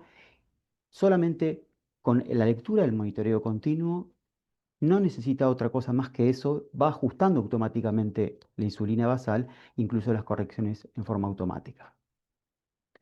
La próxima estación es cómo la inteligencia artificial puede estratificar y predecir. Que observen que incluso con imágenes, no necesariamente con una medida glucométrica, una imagen con una textura facial a través de esta plataforma TextFair, podemos predecir hemoglobina glicosilada, frecuencia cardíaca, tensión arterial y un montón de otros parámetros.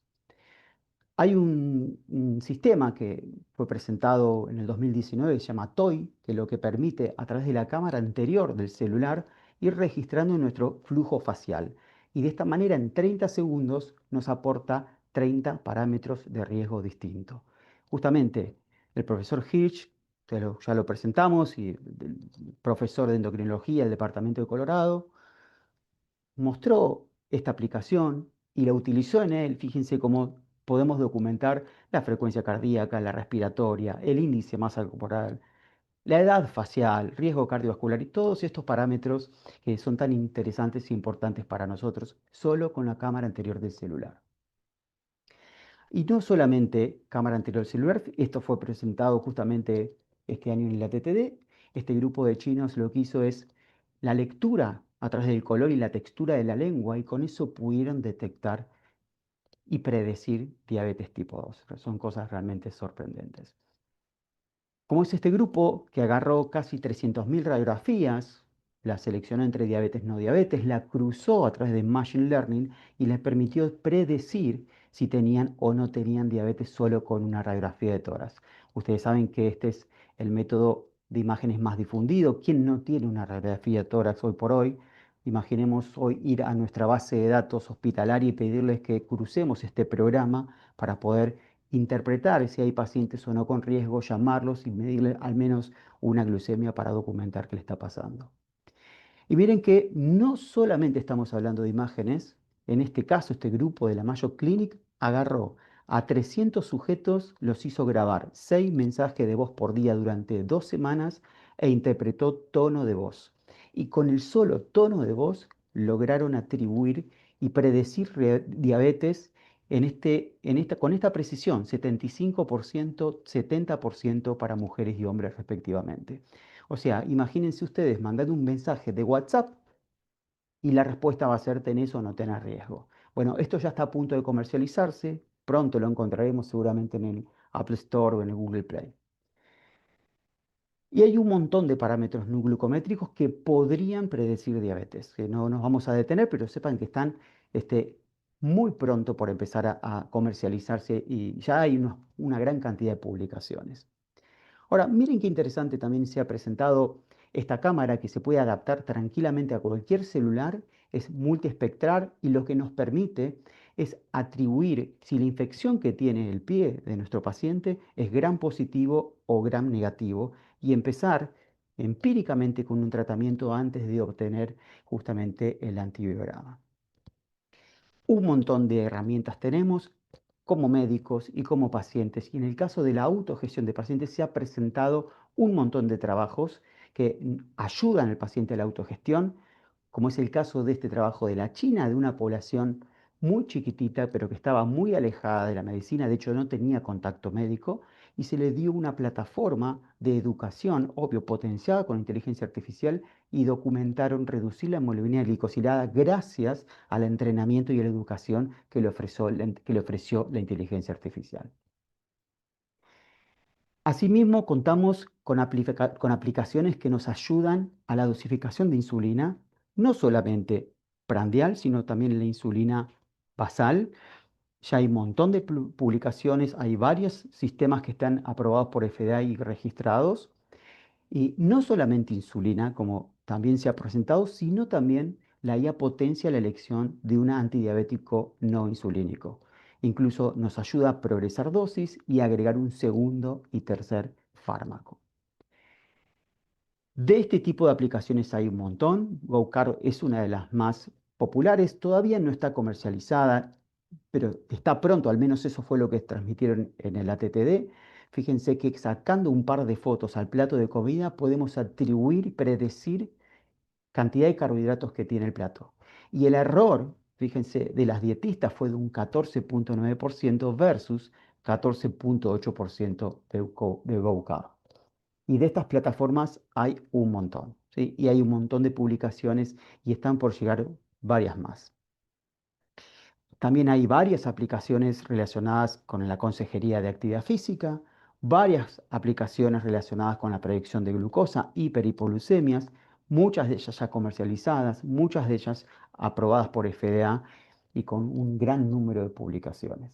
Y ya cerrando, tratando de cumplir el tiempo, digo que hoy la IA tiene varios beneficios, nos permite predecir, como están viendo, glucosa, diabetes, asistencia a nuestras decisiones, análisis de todos los dispositivos, educación personalizada, como vimos en este grupo bien específico del grupo de China, y obvio una gestión eficiente nos permite ahorrar tiempo. Y contras también hay unas cuantas que tenemos que resolver. Esperemos que los algoritmos no estén equivocados, que no se puedan perpetuar en el tiempo ese error. Hay cuestiones éticas, cuestiones regulatorias todavía pendientes a resolver. Hay el tema de la dependencia excesiva hacia la inteligencia artificial, sobre todo en médicos jóvenes, tratar de evitar no perder el juicio clínico, el tema de privacidad de datos, porque eso también es sensible, y obvio la aceptación por parte del paciente y por parte de nosotros en el uso de la inteligencia artificial. Bueno, espero haber llegado bien en tiempo. Yo digo que la IA hoy por hoy ya no es más el futuro y los invito a no quedarse afuera Y la pregunta no es si participamos o no de esta carrera, sino qué tanto tiempo nos lleva a decidirnos subirnos justamente a esta acelerada carrera. Muchas gracias. Miren la cara, ¿eh? Miren la cara de Van Damme, cómo fue Ah, modificando. ¿Eh? Ahí excelente. está, muy bien. Muy bueno. Muy lindo, Lucas, muy Muchas lindo gracias. y seguramente todo esto lo vamos a tener que ir aprendiendo a utilizar como fuimos aprendiendo a utilizar un montón de cosas en estos últimos 4 o 5 años. Así que ahora volvemos con vos al final del bloque. Bueno, ahora vamos a charlar Jorgelina. Jorgelina Fernández es una de nuestras integrantes del comité que es licenciada en nutrición Jorgelina nos va a hablar acerca de la optimización de las dosis de insulina, que siempre es un tema también muy controversial, y si es suficiente solamente con contar los hidratos.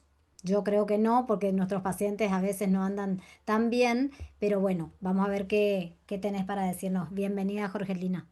Bienvenida, Jorge. Gracias por el tema, ¿eh? Hola, bueno, muchas gracias Lauri y Rodri por la presentación y bueno, continuando con, con esta conferencia que se desarrolló en marzo en Ámsterdam, el tema que voy a dar yo sobre nutrición, si es suficiente contar carbohidratos y cómo podemos hacer para optimizar la dosificación de insulina a la hora de comer. Bueno, declaro no poseer conflicto de interés para esta presentación. Y como mencionamos, no es suficiente contar solamente los carbohidratos, hay que ir más allá de dosificar solo para este macronutriente. Es sumamente importante también considerar las proteínas y las grasas para poder tener un manejo más completo de esta patología. Como sabemos, la respuesta glucémica postprandial tiene una gran variabilidad interindividual, dependen de muchos factores nutricionales que van más allá de la cantidad de carbohidratos. Y cada vez hay más evidencia que destaca el papel de las grasas y las proteínas en la conformación de la respuesta glucémica postprandial. Entonces, los puntos que se desarrolló en esa charla, voy a tratar de desarrollarlo brevemente, es cómo optimizar la dosificación para distintos tipos y grandes cantidades de carbohidratos y cómo optimizar la dosificación para grasas y proteínas. Bueno, este artículo que fue publicado en el Diabetes Care revisa evidencia reciente sobre cómo las grasas y las proteínas afectan la glucemia postprandial en personas con diabetes 1. Y acá tenemos este gráfico de los tres macronutrientes, tanto los carbohidratos, proteínas y grasa, afectan los niveles de la glucemia de diferentes maneras. Como sabemos, bueno, los carbohidratos se absorben rápidamente y elevan la glucosa en sangre en forma inmediata. Las proteínas generan un aumento más lento y sostenido de la glucemia, principalmente por la conversión de aminoácidos en glucosa. Las grasas provocan una respuesta glucémica retardada debido a su efecto sobre la sensibilidad a la insulina y la secreción hormonal. Y todos estos procesos contribuyen al aumento de la glucosa en sangre, sugiriendo que se debe considerar la dosificación de insulina para grasas y proteínas, además de los carbohidratos. Bueno, este son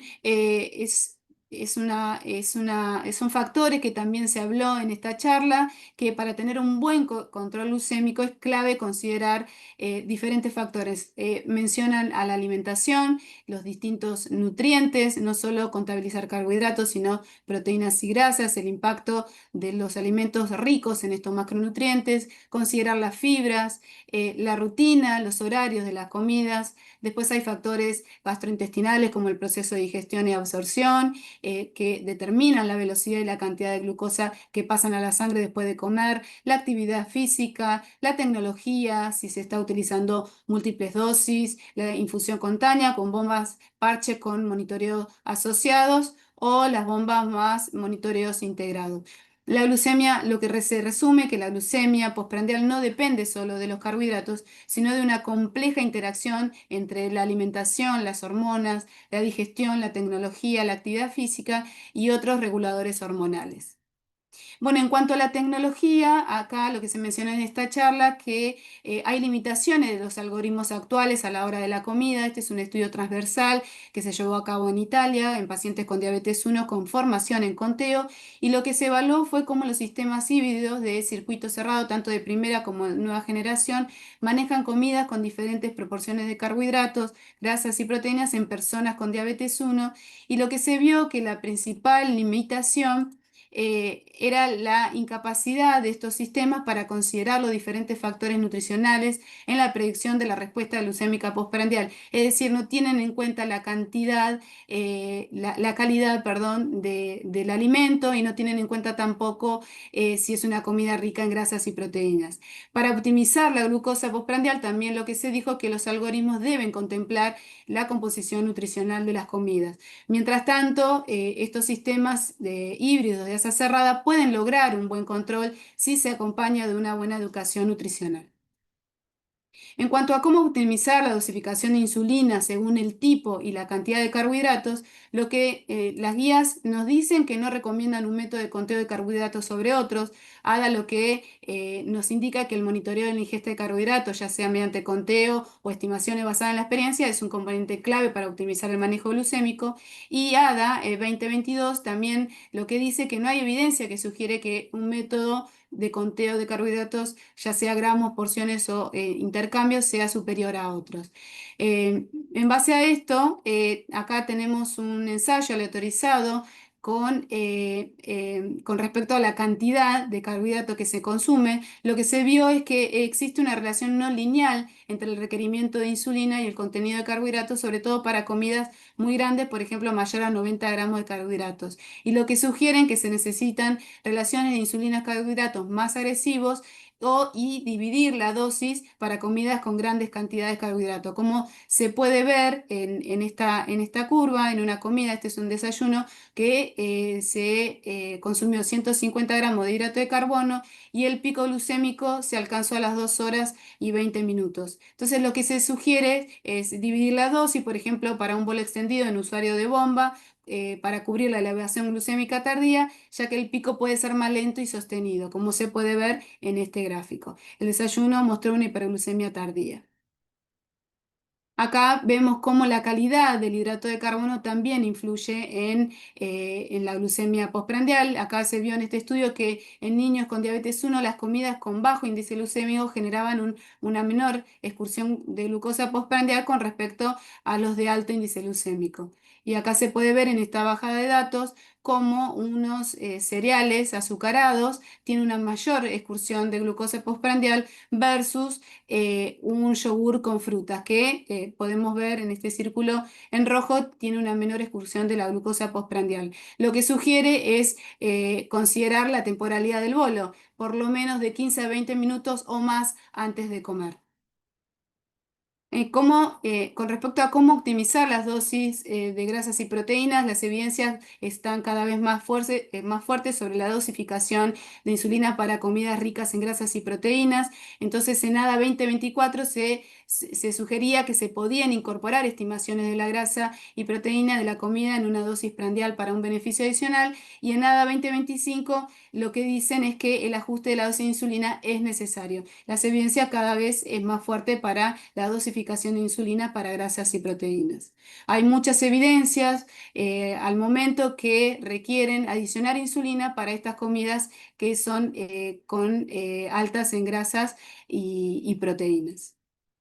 Esta es una revisión sistemática en donde se dieron estrategias de insulina para estos macronutrientes en personas con diabetes 1, y lo que se vio es que 13 estudios indicaron adicionar insulina. Los hallazgos destacan el beneficio glucémico de la relación insulina-carbohidrato, de adicionar un 25% para estas comidas altas en estos macronutrientes. También sugieren en la terapia de múltiples dosis que existe evidencia para administrar insulina adicional por adelantado un 25%, y las terapias con bomba dividir la dosis, por ejemplo, 60% al inicio y 40% extendido, y siempre tener en cuenta la temporalidad del bolo, al menos 15 minutos antes de la comida. Este también es otra revisión sistemática que también proponen un método de aumento porcentual con respecto a la dosificación de grasas y proteínas. Por ejemplo, para comidas con 40 gramos o más de grasa, considerar aumentar la dosis total de un bolo en un 30 o 35% y establecer un bolo extendido de un 50% inmediatamente y el resto a lo largo de 2 o 2 horas y media. Con respecto a las proteínas, para comidas con al menos 30 gramos de carbohidrato y 40 de proteínas, considerar también aumentar el bolo total en un 15 o un 20%. Acá es importante ajustar las estrategias en función a las respuestas individuales de cada consultante o paciente y considerar la monitorización continua de la glucosa, y este enfoque siempre debe personalizarse con los pacientes en la consulta. Este también son varias evidencias donde también proponen un método de aumento porcentual, en este caso para usuarios de bomba de insulina, aumentar la dosis de insulina para la comida en un 20%, esto administrarlo mediante un bolo extendido, configurar el bolo dividido en una proporción de 70-30, 70 de manera inmediata y 30 extendido, y establecer una duración total del bolo en 2 horas y media. Y para personas que usan inyecciones múltiples, aumentar la dosis de insulina en un 20% y siempre tener en cuenta la temporalidad del bolo, de administrar toda la dosis 15 minutos antes o más de la comida. Entonces, ¿cómo optimizamos la dosificación de carbohidrato? Importante la temporalidad de 15 a 20 minutos antes, elegir carbohidratos de bajo índice glucémico o combinarlos con proteínas. Para comidas con grandes cantidades de carbohidrato puede ser necesario entonces aumentar la relación insulina-carbohidrato y extender o dividir la dosis. La composición de las comidas influye en las fluctuaciones de la glucosa postprandial y es necesario siempre educar sobre el impacto de las comidas ricas en grasas y proteínas, así como sobre el ajuste de la dosis de insulina. Pero en la práctica, siempre tener en cuenta antes de ajustar y utilizar esta estrategia de insulina en las comidas, es importante abordar otras posibles causas de hiperglucemia postprandial, como las imprecisiones en el recuento de carbohidratos, la omisión de dosis de insulina en las comidas, y el ajuste de insulina para comidas ricas en grasas y proteínas siempre se deben abordar en el contexto de una alimentación saludable con orientación individualizada sobre la ingesta energética y la actividad física adecuada. Bueno, muchas gracias, creo que no me fui del tiempo.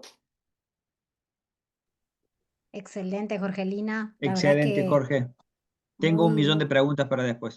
Yo también.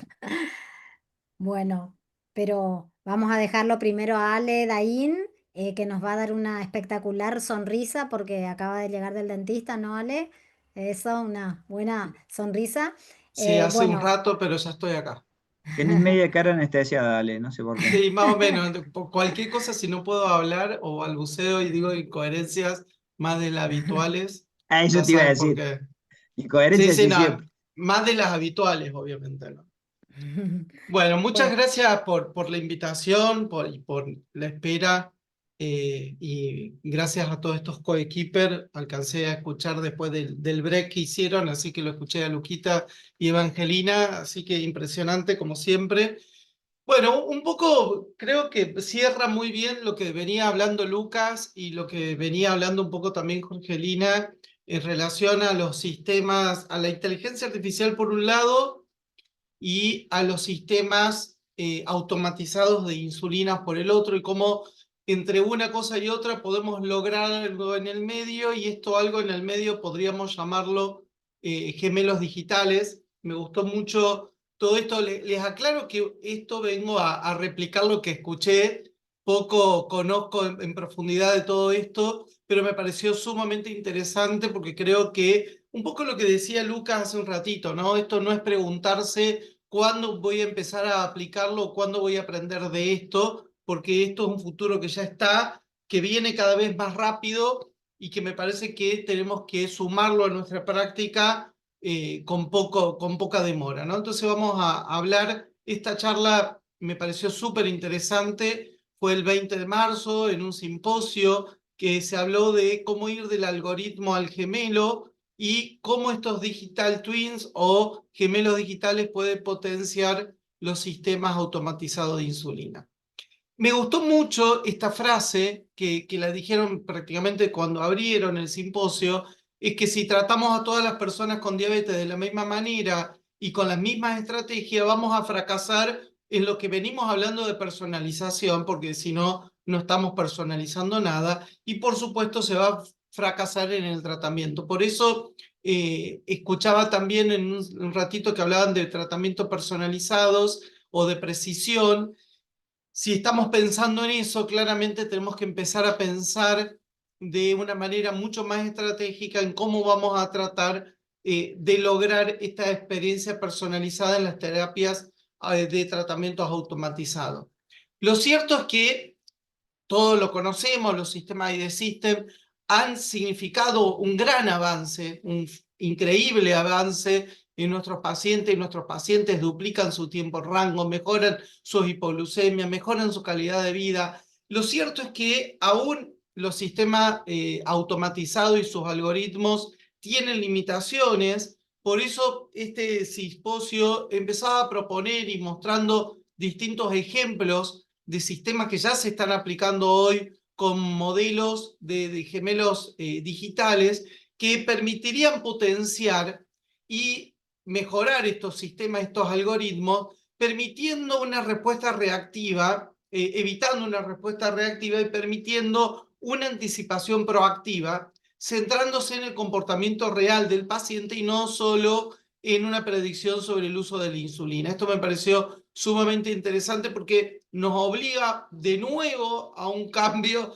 de paradigmas en lo que venimos haciendo en nuestra práctica, ya que los sistemas hoy, a pesar de estos algoritmos que funcionan increíble y que le han cambiado la vida a los pacientes, siguen teniendo retos, ¿sí? Siguen teniendo algunas dificultades en variabilidad individual, en cambios dinámicos en los requisitos de insulina, en los retrasos de absorción que significa también el celular subcutáneo y que no están contemplados en muchos de los algoritmos, en la exactitud y precisión propia de los distintos sensores de glucosa y en los distintos fenómenos de lag time que se producen, y también en las mismas complejidades de los algoritmos. Los algoritmos tienen que ser cada vez más complejos para poder adaptarse a las circunstancias individuales de las personas. Por eso me gustó mucho este simposio, porque lo que va planteando, esto en diabetes, ¿no? Pero lo vemos hoy en muchísimas otras enfermedades, en muchísimos otros campos de la medicina, ya que los protocolos o los algoritmos actuales tienen dificultades para captar estas variaciones intra e interpersonales, y que un algoritmo, a pesar de adecuarse a cada persona lo mejor que puede, sigue teniendo patrones generales aplicados a personas individuales, valga la redundancia. Entonces, por eso la presentación subrayó cómo esto conduce a errores de predicción, especialmente durante eventos muy complejos como, por ejemplo, la actividad física o el estrés, o los comportamientos o las respuestas individuales a los fenómenos de hipoglucemia. Por eso ellos concluyen en esta parte que dice requieren ajuste en tiempo real y en modelos predictivos. Por eso la propuesta de construir gemelos digitales para potenciar los algoritmos plantea un lindo cambio de paradigma y un lindo protocolo de trabajo a futuro.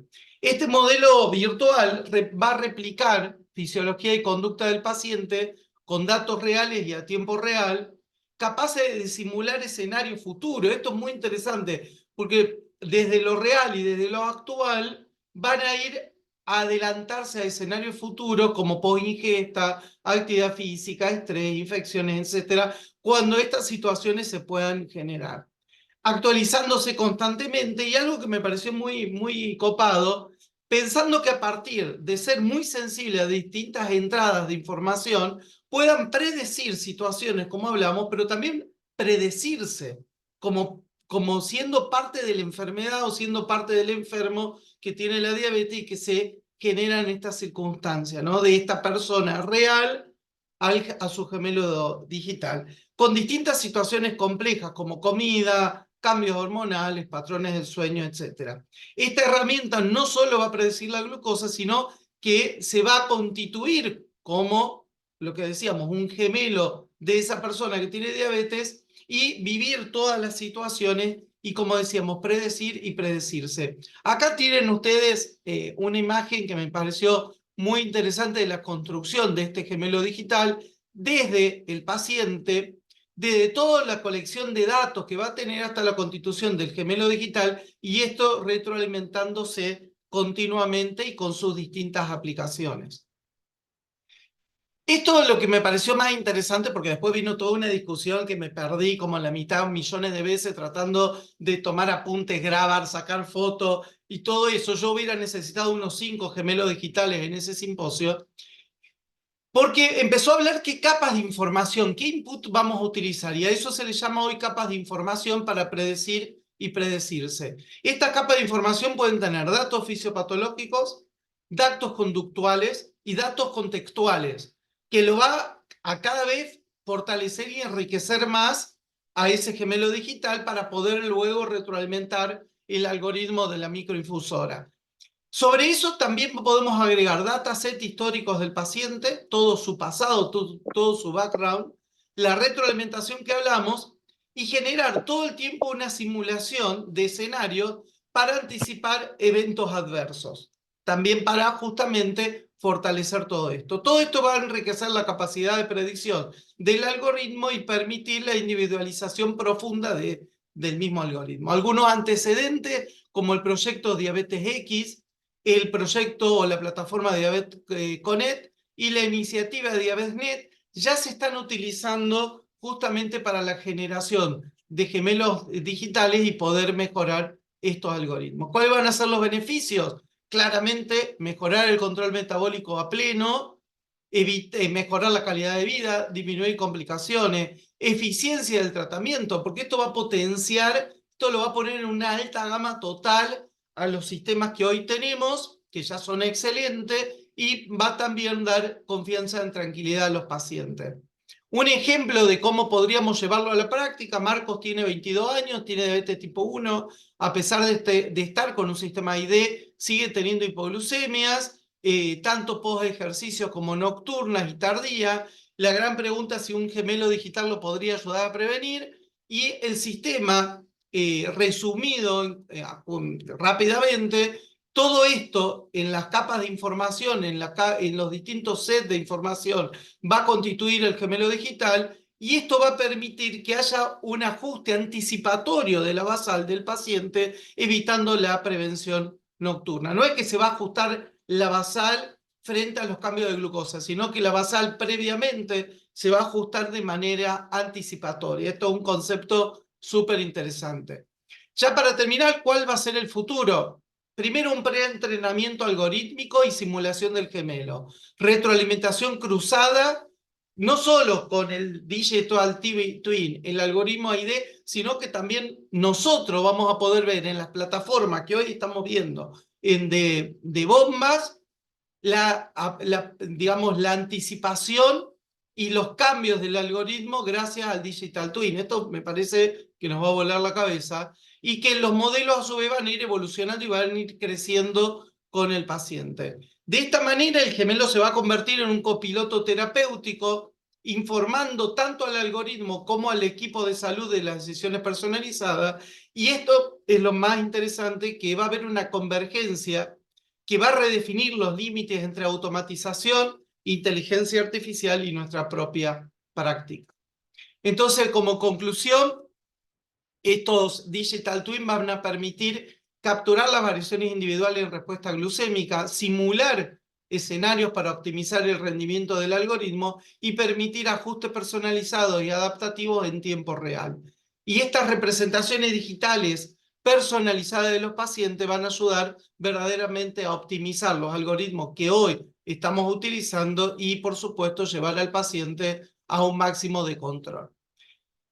Ya para cerrar, fíjense, lo encontré antes de ayer, le comentaba a Laura cuando hablábamos de la charla, esta nota salió hace muy poquito en Infobae, donde están construyendo en España gemelas digitales para el campo oncológico. Ya están armando 150 gemelas digitales de mujeres que tienen CA de mama avanzado en estadio 4 y que requieren una gran personalización del tratamiento, justamente para poder anticiparse a fracasos terapéuticos y sobre todo a eventos de salud relacionados con efectos colaterales de los fármacos y de los tratamientos, ¿no?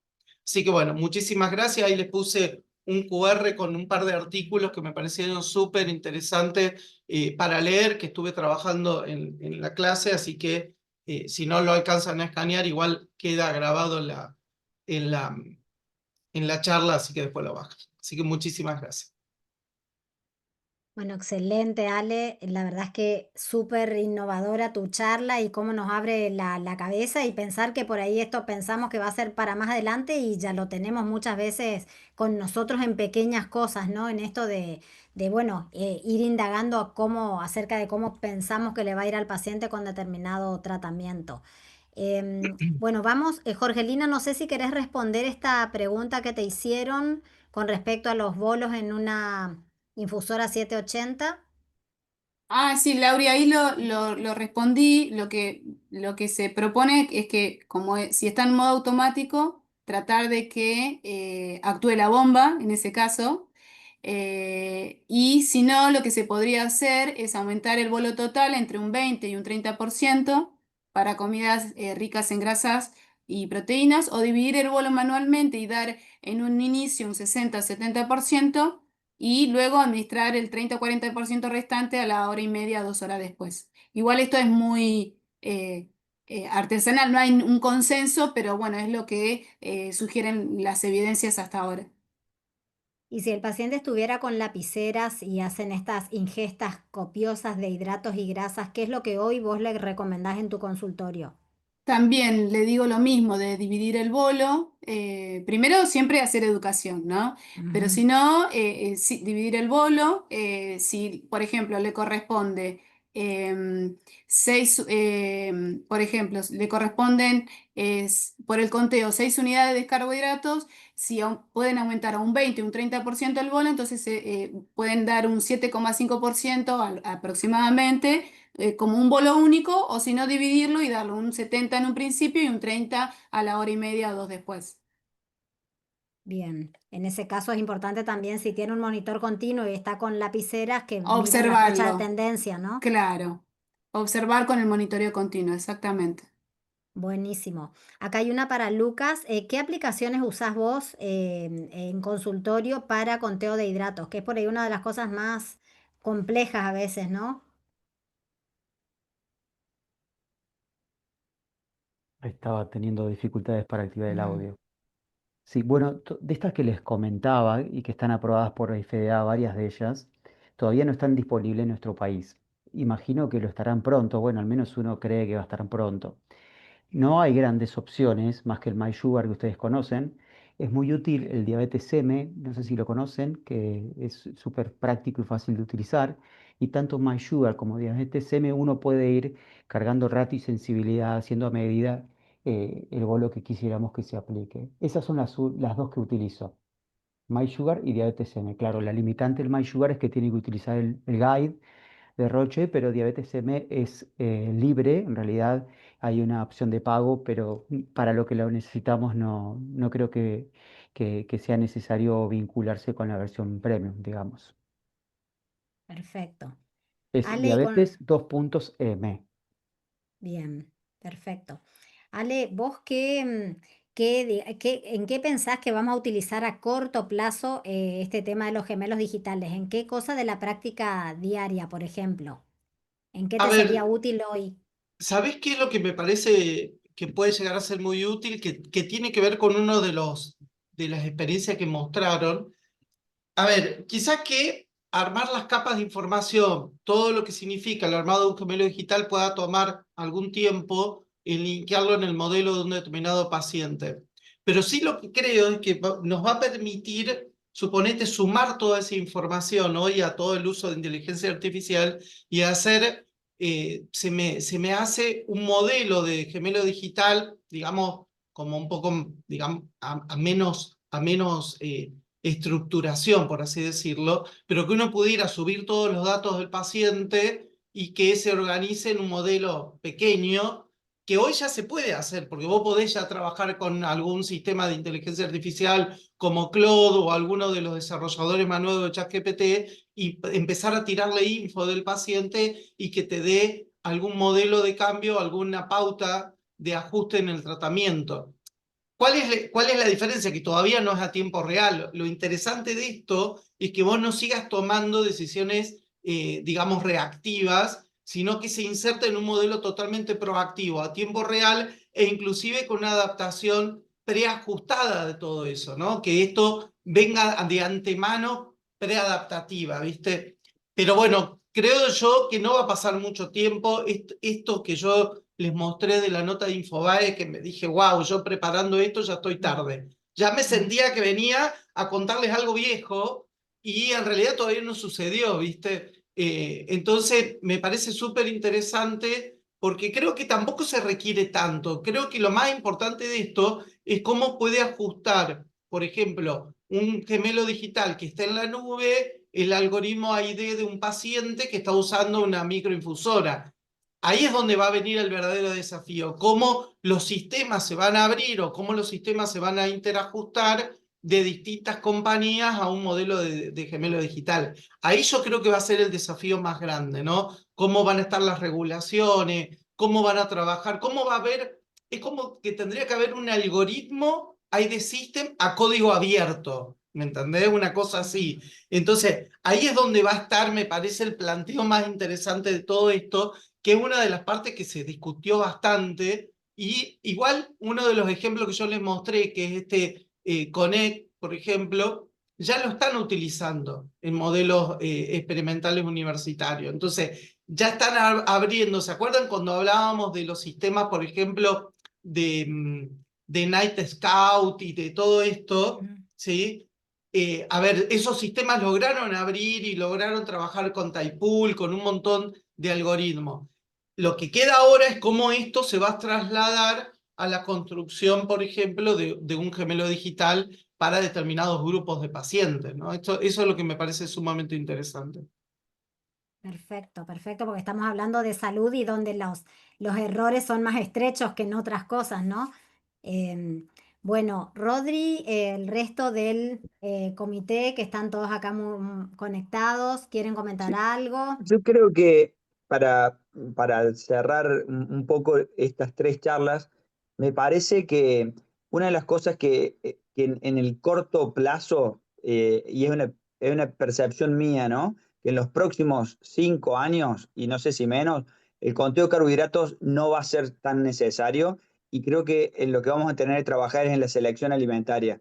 O sea, porque creo que los infusores que vienen hoy van a poder corregir el error del conteo de carbohidratos, y en lo que vamos a tener que trabajar nosotros, en lo que van a trabajar las Nutris, es en enseñarle al paciente a seleccionar mejor su alimento y descargar tanto el conteo de carbohidratos, porque hoy ya tenés varios sistemas en el mercado, como está iLet Bionic, como está el Twist, Metrum un poquito, pero Twist y iLet Bionic prácticamente, sobre todo Twist, nos mostró este año que vos podés ir a seleccionar qué tipo de alimento, si tiene grasa y proteína, y creo que eso en pocos años esos algoritmos van a ir mejorando mucho más, y el paciente solamente va a tener que avisar que comió, y el algoritmo lo va a tener, y cada vez estamos más cerca de que ni siquiera se tenga que anunciar la comida. Entonces creo que el laburo no va a ser tanto en enseñarle a contar carbohidratos, sino en enseñarles a seleccionar el alimento, o sea, hacer selección alimentaria y qué es lo que más te conviene a vos y para lo que estás haciendo en tu vida en ese momento. Me parece que ahí va. Y ahí se entrecruzan los gemelos digitales y la IA en todo el reproceso de los algoritmos. Es lo que me parece de lo que me quedó de estas charlas y de lo que vimos en ATTD y un poco lo que vamos a ver también en ADA. Es la impresión que tengo. Perfecto, sí, cómo se va uniendo todo, ¿no? Porque los tratamientos para diabetes 2 que ahora están empezando, digamos, y seguramente en los próximos años creo yo que vamos a utilizarlos en diabetes 1, en obesidad, el monitoreo continuo en prediabetes tipo 1 y en prediabetes tipo 2, como que todo va dando vuelta, ¿no? Sobre esos temas. Bueno, si, debido a la hora, vamos a ir cerrando. Gracias a las pediatras también, ahí está Paula, Carla, Manucci, la verdad que bueno, Daniela, ¿no? Nuestra secre del curso, nos motiva mucho también poder trabajar con ustedes y a todos los que se conectaron de todos lados y a todo el grupo del Comité de Innovación por el compromiso. La verdad es que excelente y por cumplir el tiempo también pactado, ¿eh? Así que bueno, gracias Rodri, cerrá vos. Muchas Y esto gracias a todos. queda grabado, perdón, en las redes del comité, de las redes sociales. Gracias a Bueno, todos por estar hasta ahora. gracias. Hasta Chau, luego, chau. hasta el próximo Ateneo. Besos. Gracias. Gracias. Chau, chau. Saludos.